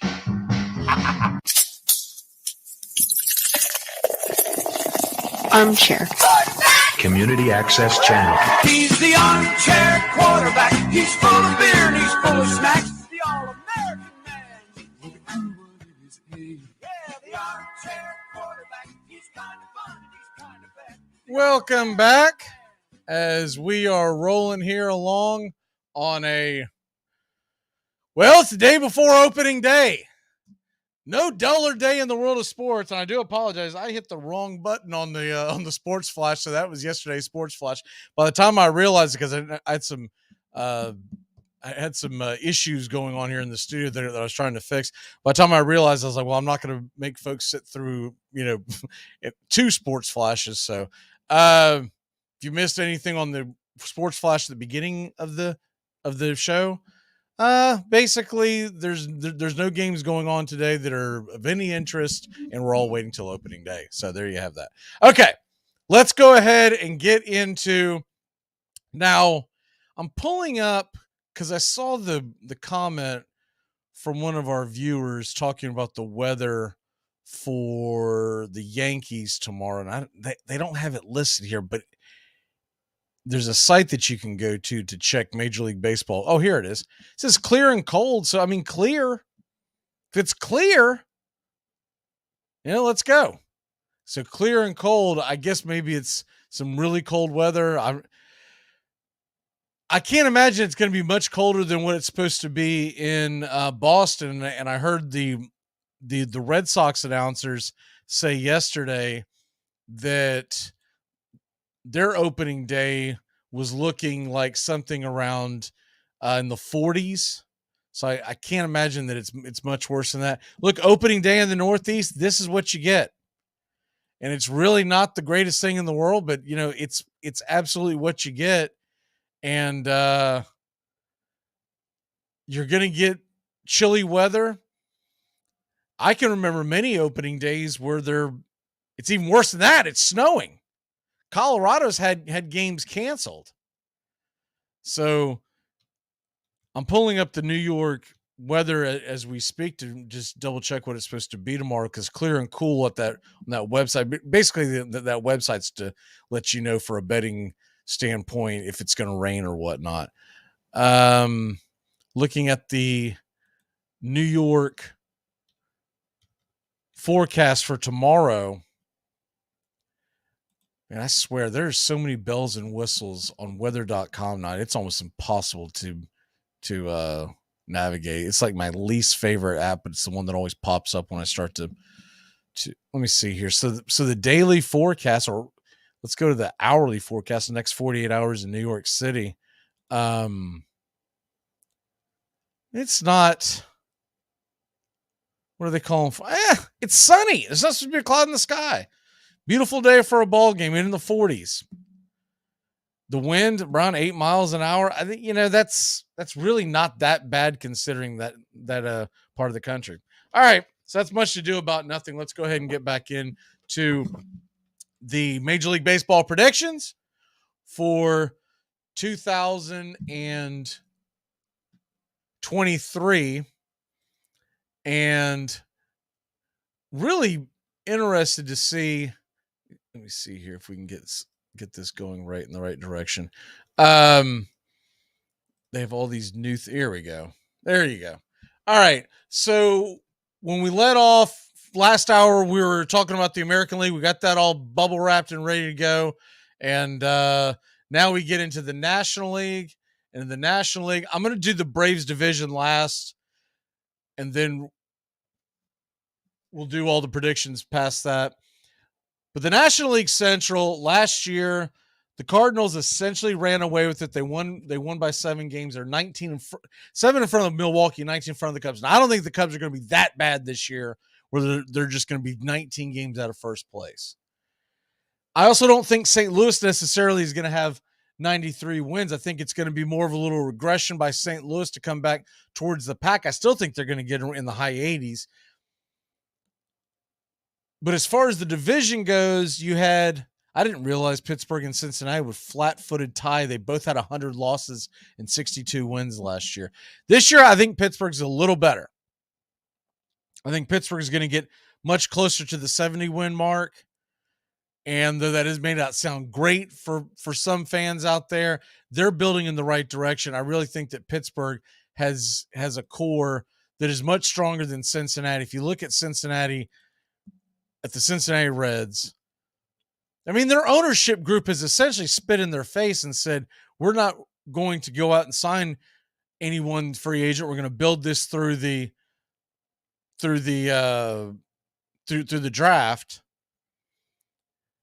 They will be a pretty formidable team in a few years, but until then, you're going out there to watch certain players play and you hope to win on any given night. If you're a Reds fan, you have no belief. If you're a Reds fan, I don't care, I have the biggest Reds fan in the world. They don't think the Cincinnati Reds are going to go to the playoffs this year. But they do have some interesting players, and really what they have more than anything else, some good young arms. Did you see Graham Ashcraft struck out 10 guys in a spring training game late last week? And they've got a lot of high hopes for Luis Cessa, Nick Lodolo, who, by the way, he basically strikes out about 10 to 11 guys per nine. And then Hunter Green could be elite one day. But I think you've got more big stars on the way from them than you do Pittsburgh. Pittsburgh, obviously, O'Neal Cruz is the main guy that everybody wants to talk about. And Rosie Contreras, we watched him pitch a couple of times last year. Rosie Contreras could be that next ace that Pittsburgh ends up turning into more draft picks because they never seem to re-sign anybody. But the rest of that pitching staff is awful. I just think Pittsburgh's going to score more with Brian Reynolds and Cabrian Hayes. I almost said Ryan Reynolds. He could probably start for the Reds or the Pirates as well. G-Man Choi, I thought that was a good sign. They're bringing Andrew McCutchen back, and it's going to be cool because he's getting hit some career milestones back where it all started in Pittsburgh. So that's a cool, feel-good story for him. But that team's not going to go out there and win a ton of games over 162-game schedule. So it really comes down to where do you think the guys 3-1 finish? I still think the Cubs are number 3 in that division. But this year, I don't think it's by as big a margin. They were 12 games behind Milwaukee, 11 behind St. Louis. I think that gap closes quite a bit. Every Braves fan knows that Dansby Swanson went there. And Dansby Swanson by himself is going to make a difference. We know that. But they brought in some veterans to go with their youth. I also saw that they signed Nico Horner to an extension. Third base is a conundrum for me. I'm not sure about Edwin Rios. And Patrick Wisdom is a utility guy at this point. But Hosmer at first, Dansby at short, and Cody Bellinger up the middle and center. Trey Mancini is your DH. You've got some veterans. So you're going to have chances to win any game. I just don't think you put together enough wins. Jameson Taillon, to me, was a very good signing. I'm not sold on Marcus Stroman as being a number 1, a number 2, or maybe even a number 3 on a playoff contender. If the Cubs are going to turn the corner, it's going to be because Jameson Taillon comes in and pitches lights out, and Justin Steele is more consistent. But that bullpen, he's got some big holes and question marks, and I don't see them getting above the number 2. Milwaukee Brewers are my number 2 team in this division, but it could be close. It could be a really close race. And at that point, the ball bounces the right way, injuries, whatever. When you've got Corbin Burns and you've got Brandon Woodruff and Freddie Peralta, a healthy Freddie Peralta for the first time in a long time, that's a hell of a 1-2-3 punch. That bullpen, we all know the Milwaukee bullpen. I always call them Tampa Bay North. That Milwaukee bullpen is very good, and they're going to score more runs this year. They added William Contreras behind the plate, and really what he does, I know he's going to be a little bit of a liability. Guys are going to run on him left and right, especially with the shorter base paths because of the bigger bases. But William Contreras will probably hit 30 home runs this year. And you got him, you got Willie Adames, Rowdy Tellez, Christian Yelich played a little better last year. I still don't think he's ever going to get back to where he was. They brought in Brian Anderson. I think he's a very underrated player from Miami. Jesse Winker. This offense is much more dangerous than it has been. Milwaukee's going to be a dangerous squad, and St. Louis better not come stumbling out the gates. I mean, we hope they do because we've got a big series, the second series of the season in St. Louis. But St. Louis comes stumbling out the gates, they're going to be in trouble. But I do have St. Louis finding a way to winning that division. Look, Mikolas, Jordan Montgomery, Wainwright will be okay. But I think the biggest wild card of this team, and it's why I almost took Milwaukee to win this division, but I'm going to give him the benefit of the doubt because he's pitched pretty well this spring and he's been injury-free. Jack Flaherty's got to be Jack Flaherty of old. Sure, they added Wilson Contreras, but Wilson Contreras is a good catcher and a good hitting catcher. But let's not make any mistake and think that he's going to go out and hit 50 bombs this year. But you got Goldschmidt. You've got Arenado. I'll be interested to see what they get out of Jordan Walker. He's a young kid. He's from Georgia. Stone Mountain, Georgia, I believe. And they've got high hopes for him and Lars Nootbaar and O'Neill. Carlson looks like that he's going to be in more of a platoon situation. But that offense is going to score. And that Helsley, as much as we don't like him in Braves country because of the stink that he made about the chop, he's still a really good closer. If they can get Jack Flaherty and Jordan Hicks back to where they should be, the Cardinals could not just be a force in the Central. They could be dangerous in the wild card. I mean, in the playoffs.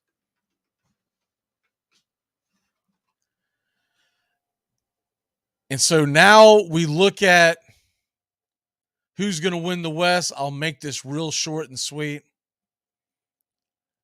When I look at the NL West,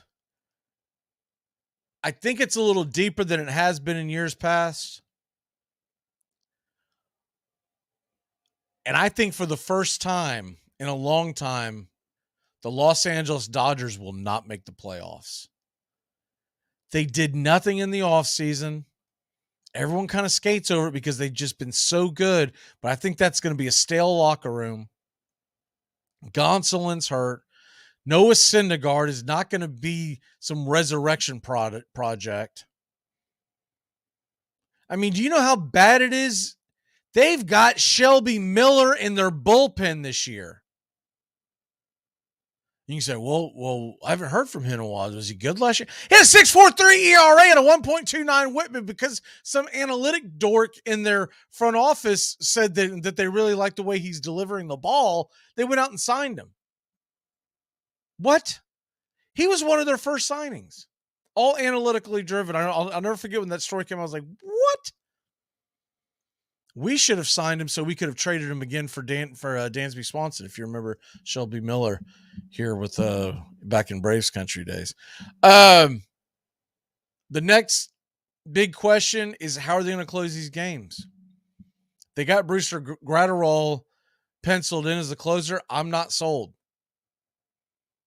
So that's my biggest question there with the Dodgers. So I have Colorado pulling up the rear as always. I think Arizona is going to be a scary team. I just don't have the faith that they're going to do it all in 1 year, turn it that far around. So I do have Arizona coming in fourth.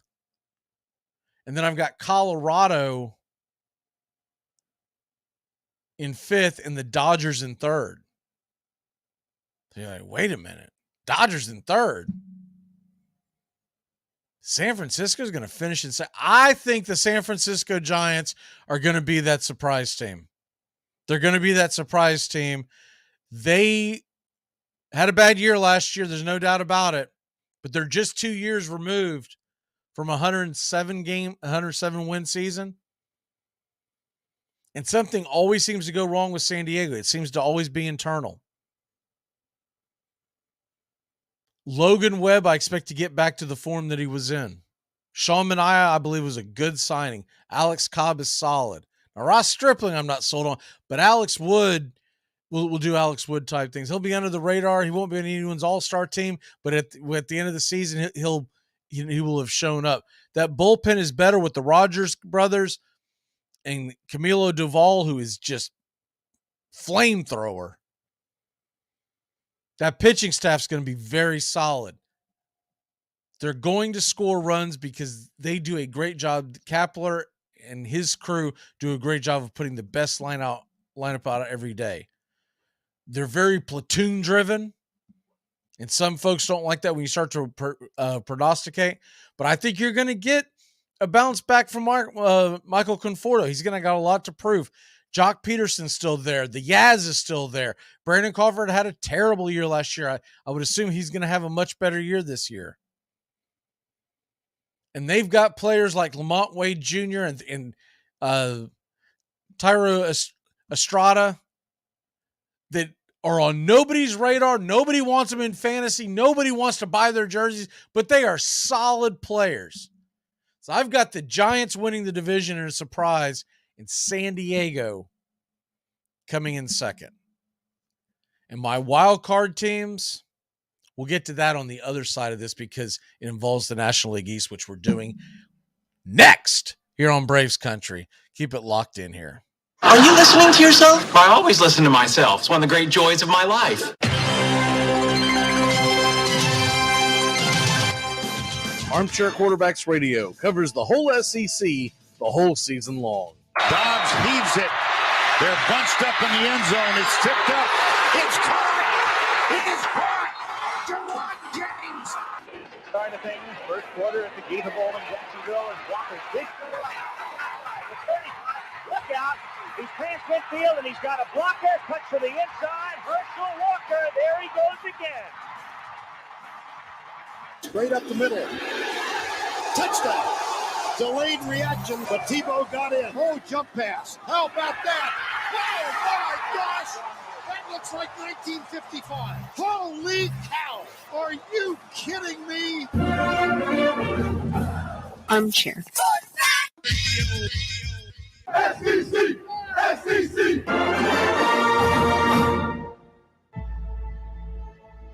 What does it take to break you? What does it take to break your focus because you get frustrated about what happened on the last play? What does it take to make you give in because it's hot outside, or you're tired, or you don't feel like running to the ball or giving effort or finishing the play like you should because of how you feel, whether you're a little bit hurt? What does it take to break you? It's going to be difficult because you're getting yourself ready to play an entire season at a high level. So everybody here has got to have a lot of mental toughness to be able to sustain what we do at a high level. You're listening to WQEE 99.1 FM, The Key in Noonan, Georgia, home of Braves Country with Mac Magee and the Armchair Quarterbacks, weekdays, 3 p.m. Eastern to 5 p.m. Eastern, right here on The Key and YouTube.com at Braves Country.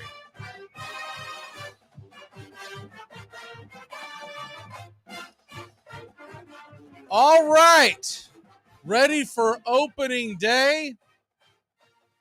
And let's get it. So real quick, to go over what we've already mentioned earlier, these are the predictions for 2023. In the American League, the Cy Young winner, we got DeGrom. The MVP, we got Julio Rodriguez. American League Rookie of the Year, I like Volpe. In the AL East, we got the Yankees winning it all. We've got the Minnesota Twins winning the Central, the Astros winning the West.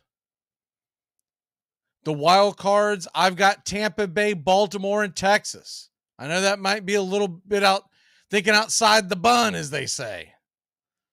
But I think there's a real chance that we get those teams, surprise teams. I don't think it's going to be as chalky as it has been in years past in some of these divisions. In the ALCS, I've got the Yankees beating the Astros, finally taking down their monster. It's hard to believe that the Yankees can't get over the hump, but they have not been able to get over the Astros hump. I think they do it finally. I would tend to believe that the New York Yankees this year are going to go all in at the trading deadline. We didn't see them do it last year. And the pressure's got to be building for Boone, everybody. And I really believe that you're going to get an all-in type of situation with the Yankees. So that was the American League. The National League, we had St. Louis win the Central. We've got San Francisco upsetting everybody and winning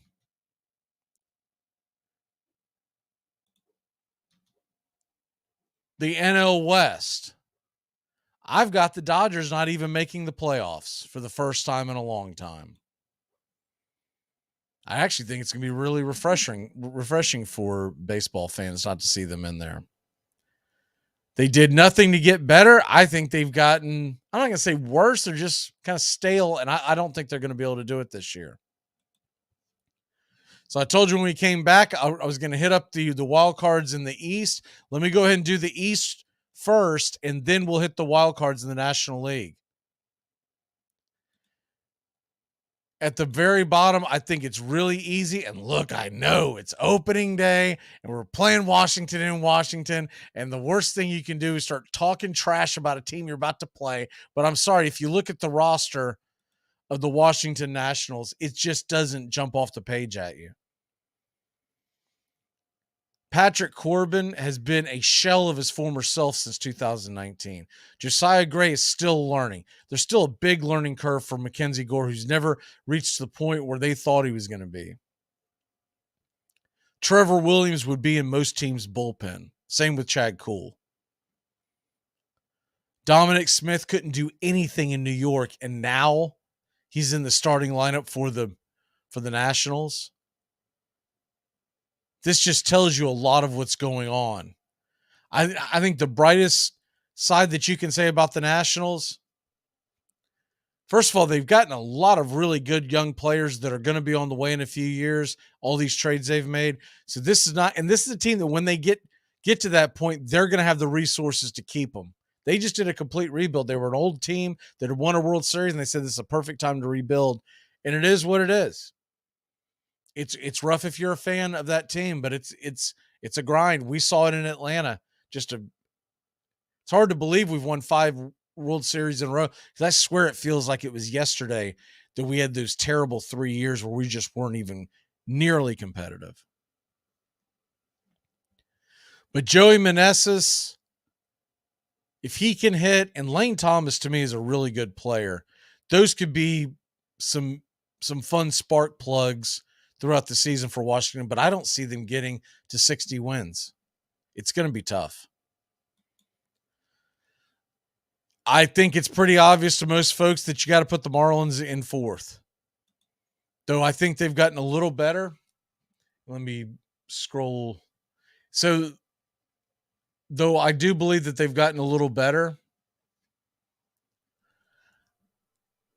I just don't know if it's going to be enough to overtake the 3-headed monster in the AL East. And I like what look, obviously Alcantara is elite, but Trevor Rogers has looked really good in the spring. Johnny Cueto is going to eat innings, and Luzardo should be back to form. And I'll tell you what, Edward Cabrera could be a diamond in the rough. It looks like Braxton Garrett's going to start off in the bullpen, but there could be a situation where they stretch him back out. Their pitching's going to be there, and they've got a solid bullpen. It's not great, but it's solid, especially on the back end. If the Marlins have a lead, they're going to have a really good back end of the bullpen. The middle of the bullpen is the biggest question mark. Matt Barnes, Rich Rod, they've seen better days. But that offense just won't be able to score enough to get them enough wins to compete for the division. I do think they're an outside dark horse for the wild card, but a lot of things got to go right.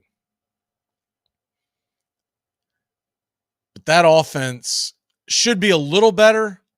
And it sounds like they're going to put Jorge Soler in the number 2 slot this year. So that I think will help, but it's just on a night in and night out basis. I just don't know if they're going to be able to get enough. But I do think it's going to be a situation where they are, what did they win? They won 69 games last year. They could improve by 10 wins, but still be far behind for the division. And so then we get to who finishes number 3. I think it's the New York Mets. That Edwin Diaz injury is being scoffed at and overlooked by a lot of folks. And I really don't understand why. That's a major injury. That guy was absolutely he came in the bullpen, out of the bullpen, and you'd hear that or whatever that the trumpets were that hit the plate, and you're like, oh my God. I mean, it was like Enter Sandman from Mariano Rivera days. And he's gone. And you're going to try to piece that together with David Robertson and Adam Ottavino, and they're good, but they don't have that clutch closer gene. Robertson never had it. He's always been a pretty good closer, but you'll see him cough some up that'll just outrage you. I do think the starting pitching, Scherzer, Verlander, and Kodai Senga, really good. The back end, not so much. Carlos Carrasco, he'll have one good outing every 4 times out. David Peterson, same situation. If a team has seen him twice in a year, they'll tattoo him. And I know they're waiting on a couple of guys to get back, but that's gonna be an issue. The bullpen, all in all, the bullpen's pretty good. And their offense, they don't score. Pete Alonso and Francisco Lindor are doing their own thing. The rest of that offense is just anemic. Now, if they can get a healthy Starling Marte, that's going to help. I still think they finish 3rd. And that takes us to the World Series representative last year of the National League. I think the Philadelphia Phillies are going to finish in 2nd. And I know some folks think that they're about to bet. That injury to Rhys Hoskins is an absolute killer. When you've already got Bryce Harper going to miss the first part of the season, you needed Rhys Hoskins to be in there putting up the big time numbers. And it didn't happen. It did not happen. I thought he would be healthy going into this year. It did not happen. I thought Bryce Harper, I thought his injury problems were over with until right after the World Series. Well, he's having another surgery again. So here we go again. But Philly's gonna when they get Bryce Harper back, that's gonna make them a lot better. And I do think they'll make a move at the trading deadline to help their offense. They're gonna score runs. Biggest question you have with them is their bullpen, because Nola, Wheeler, Suarez is a little banged up, but Taijuan Walker, it's a pretty good starting pitching That bullpen, I have got big question marks, and I think you're going to see them blow leads, but I think they're used to it now, and it's not going to be something that's going to cripple them. I think they'll continue to plow along and win ball games. I think they'll win enough games to get the second. I don't think the winner of the National League East has 101 wins this year. I'll tell you that much. I think it's like 95, 96 wins type of thing. And the Phillies will be right below Atlanta in the low 90s, and the Mets will be somewhere in the high 80s because of their issues of not scoring and not having Diaz. So that takes us to the Atlanta Braves. I've got them winning a 6th division in a row. And it's not just because we're Braves country. This team is loaded. And even with Kyle Wright going to the IL and Soroka starting the season off on the IL, you got Max Fried, Spencer Strider, Charlie Morton, Jared Schuster's looked great, and so has Dodd in the spring. Now, you still got to see them do it in real games. But that's going to be a big time. That's a deep pitching staff if Schuster and Dodd continue to pitch well. And let's not forget, not only will you have Wright coming back, it doesn't sound like he's going to miss many starts. And you should have Soroka at some point, fairly early in the season. But let's not forget, Ian Anderson's down there, and he's working on getting back right. And they've also got Bryce Elder doing the same. And there's got to be some real belief in Bryce Elder. If there wasn't, they never would have shipped off Kyle Muller. So that alone gives you about 9 really good pitchers, and you need at least that to get through the grind of a Major League Baseball season. The bullpen, Iglesias is going to be on the shelf for a couple weeks, but he should be okay. That bullpen is going to be elite. It's going to be one of the best bullpens in major leagues. Sometimes it takes a little while for the bullpen to really get clicking, but when they do, midsummer, I expect it to be bam, bam, bam. Good afternoon, good evening, good night. And so I've got the Atlanta Braves winning the East for the 6th year. And as far as the wild cards, I do think Philly and the Mets are going to have good enough records to get in the dance, even with the woes of the Mets bullpen. I still think they're going to win more games than a lot of teams in the National League. I can't get on board with all these super dark horses. So Philly and the Mets are in the wild card, and then my third wild card would be San Diego. And so that's what you have there. You have San Diego, Mets, and Philly. And then you've got the division winners. I know it's a bit of a stretch, but I like San Fran this year, the Cardinals and the Braves. In the NLCS, I think you're going to get an NL East showdown.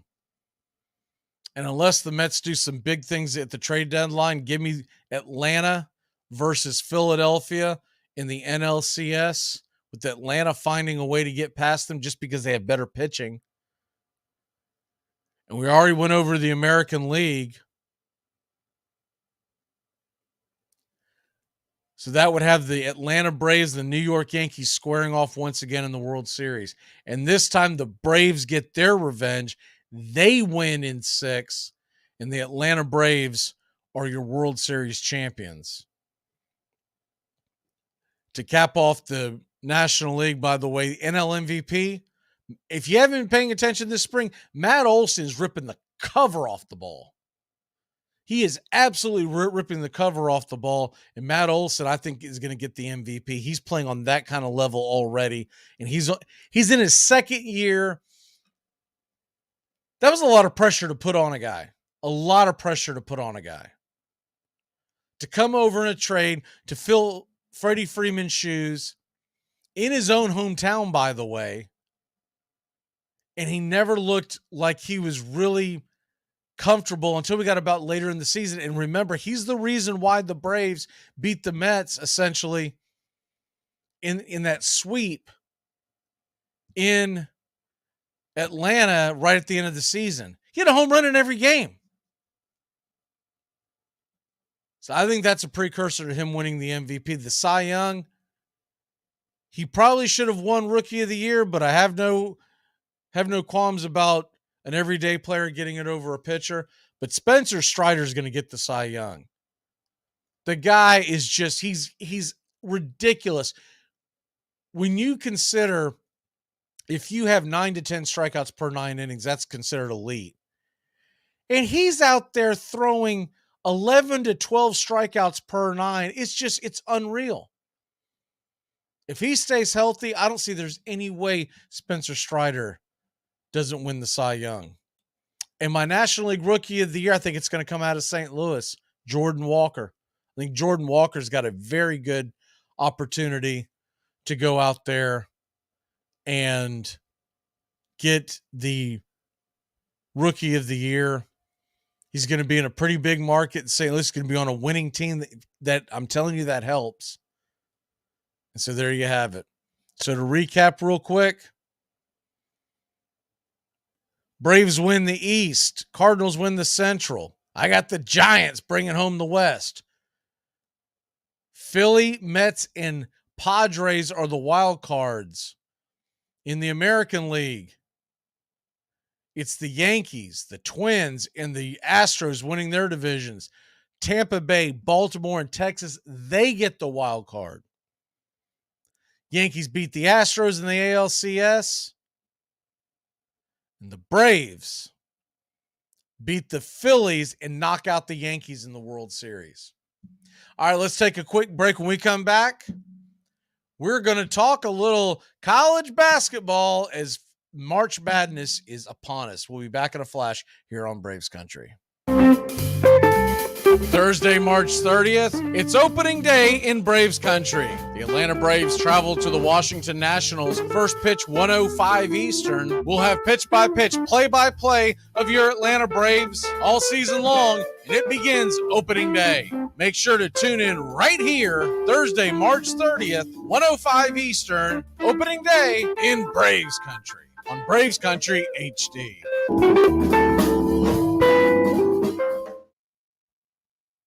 Well, don't mind me. I'm just here to install this smoke detector. Smoke detector?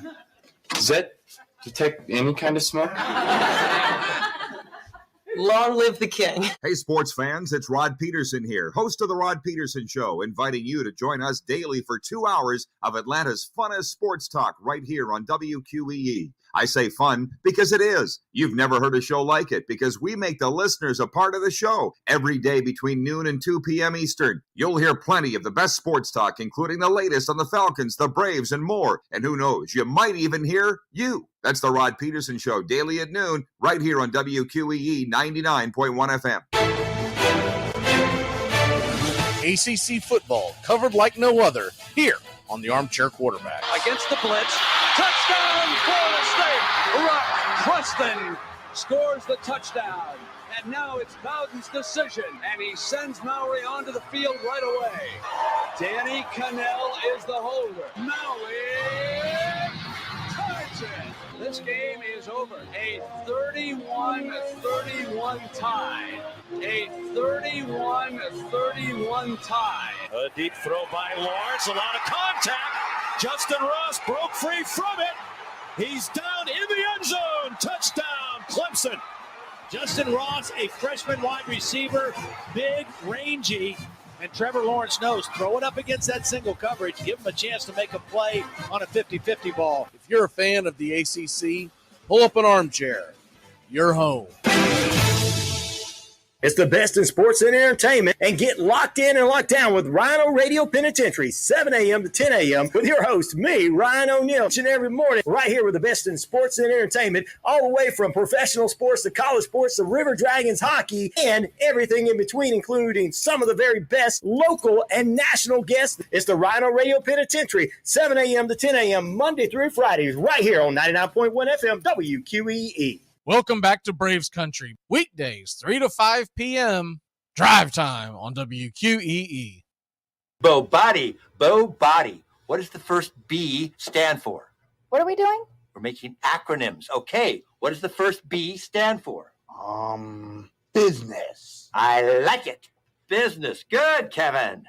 All right, the O. We need a new manager.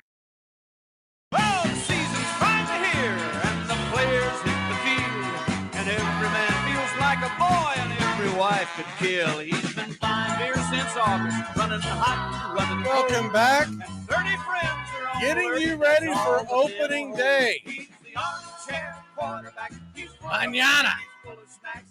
One of the biggest days in sports, 1 p.m. Eastern, 1:05 first pitch. We'll come on around 12:30 for our pregame show. WQEE is going to pick up the broadcast at 2 p.m. So probably around, well, I was about to say the third inning, but games nowadays, man, they're moving along. So we'll probably be about halfway through the game. If you do want to catch the whole broadcast, it's going to be on Braves Country HD, wherever you stream. And we'll have pitch-by-pitch, play-by-play. We're doing over 100 games this year on Braves Country HD, and many of them will be right here on WQEE as well. We went over all the baseball to get you started for the 2023 season. Now I'm going to shift gears a little bit. We're going to go into some basketball talk. We do have March Madness. Before we hit the big tournament, I do want to hit up the fact that tomorrow, I doubt we'll even be able to squeeze it in.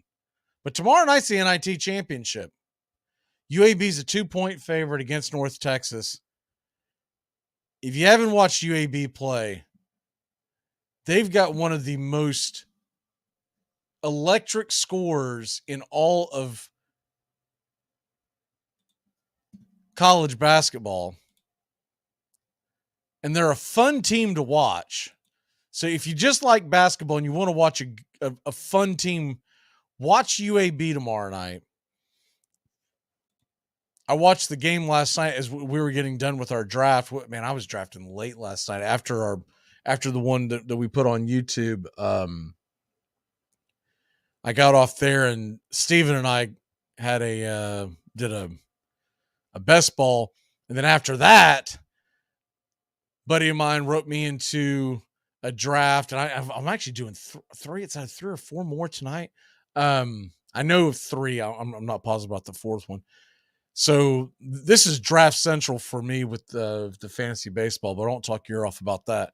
But anyways, I was up watching it while I was drafting, hanging out with the dogs. My wife was like, I'm going to bed. This is ridiculous. I was like, it is ridiculous, but it's one of my favorite things in the world is fantasy baseball. And honestly, the drafts of the football and baseball to me are the most exciting part. If I could just draft all the time, it would be awesome. But as much as I say that, I don't like the DFS as much as I like the season long. The season long to me is just so much better than DFS. But we're watching that, we're doing that, and I'm watching this game in UAB.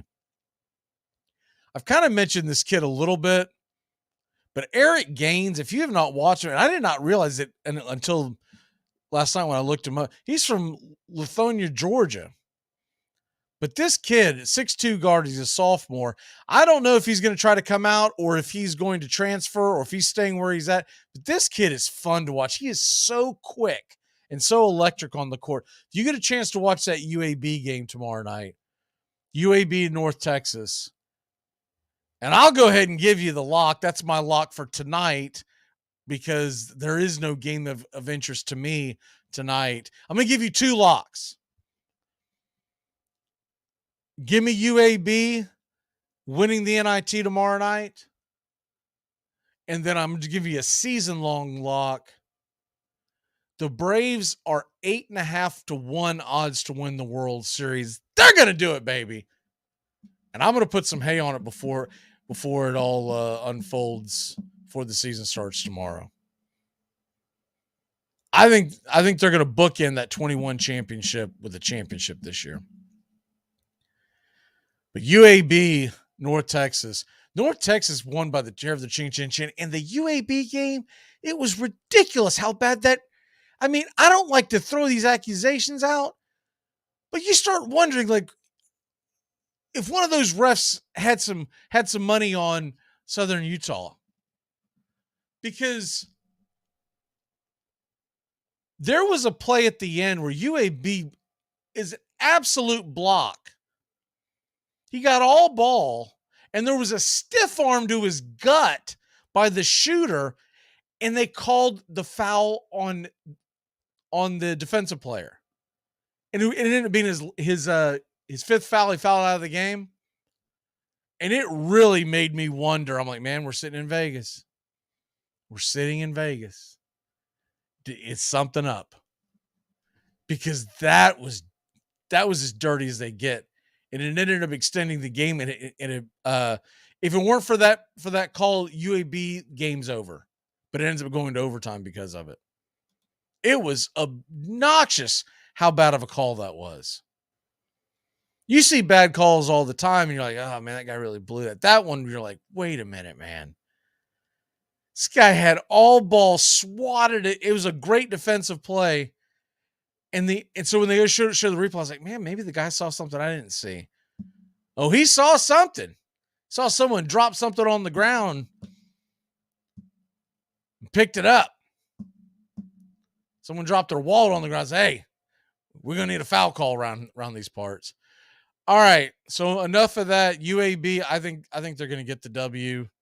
I seriously doubt we have a chance to get into it tomorrow, because tomorrow we're going to come on pregame shows at 12:30. Basically, a recap of all the of the season predictions. If you missed any of that, it'll be on Braves Country HD. First pitch 1 o'clock, and when the game ends, we'll continue on with the show. So Braves Country Baseball will turn into Braves Country today.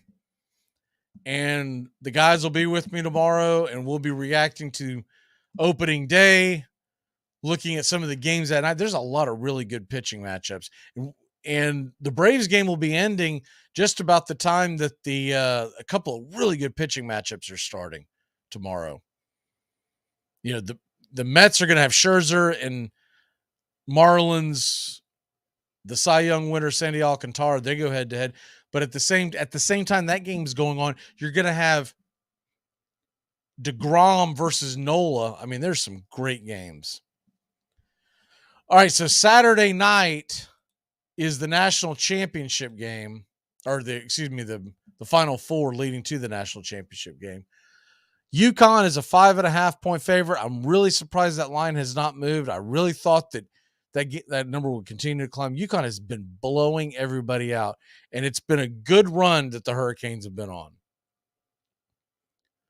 I just don't see how they're going to make it competitive. In many instances, I would be really nervous being a non-Hurricane fan, not wanting to see them win. But I'm telling you, if you're a Miami fan, just look at that game Saturday night as icing. Anything you can get out of that. If you can make it close and lose, what a great run.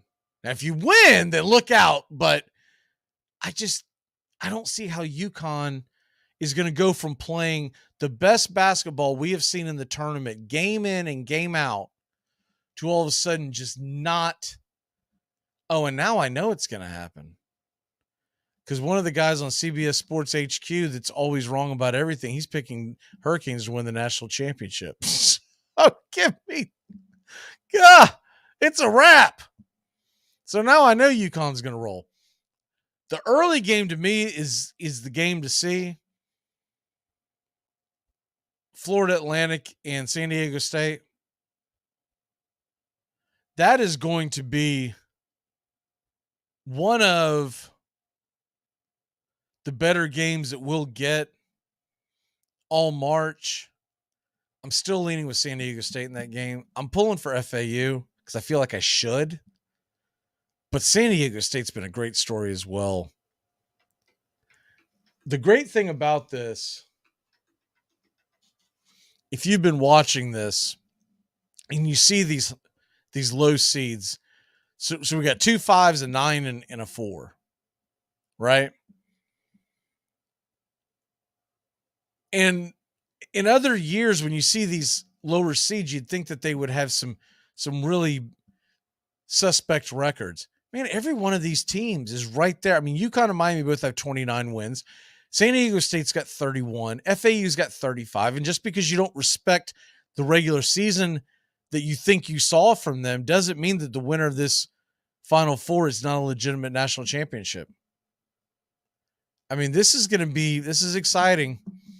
And I'm looking forward to, I'm so glad that the Braves game is the early 4 o'clock on Saturday. And that we're not out west somewhere or something and competing with the national championship game. We're going to do the game Saturday. And then once that's over with, I should get done with that around sometime in the first half of the early game. And then I'm going to get ready to finish watching that and then get the tail end of the Miami UConn game.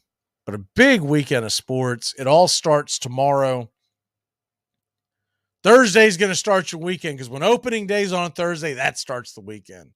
And tomorrow, next time I see you, we're going to be going pitch for pitch in real baseball that counts. Braves, Nationals right here all year long. Braves Country HD, WQEE partnership there. And then Braves Country Baseball. And then, of course, Braves Country today, every day we go 3 to 5. So we'll be reacting to the season. I'm so ready for the season to start. The grind is over. Spring training is over. All right, let's go ahead and bounce out of here. Keep it locked in here on the Key. And we'll see you mañana, 1 o'clock Eastern, 2 o'clock WQE is going to pick us up. First pitch, 1:05, Braves versus the Nationals. Let's go, baby. Have a great rest. Hey, watch whatever you're going to watch tonight because it's all sports the rest of the summer. Goodbye, sweetheart. Well, it's time to go. We're back tomorrow with another show. Well, unless we're fired, we'll talk to you then. Goodbye, sweetheart. Goodbye. Goodbye. Guys and gals, it's time to go. We'll see you on the next show. Same bat time, same bat channel. Thanks for listening to Braves Country with Magee and the Armchair Quarterbacks on 99.1 FM WQEE, The Key in Noonan, Georgia, and simulcasting on youtube.com/@Braves Country. Braves Country comes your way weekdays, 3 p.m. Eastern to 5 p.m. Eastern. Please follow, like, and subscribe today. Armchair Quarterback Radio, your first choice for Southern sports. Something of the 5th of September. Something of the 5th of September. She said a lot that I can't remember. Something of the 5th. Can I get another cigarette, please? Can I get another cigarette, please? Yeah, I know I live to regret it. Just give me another cigarette, please.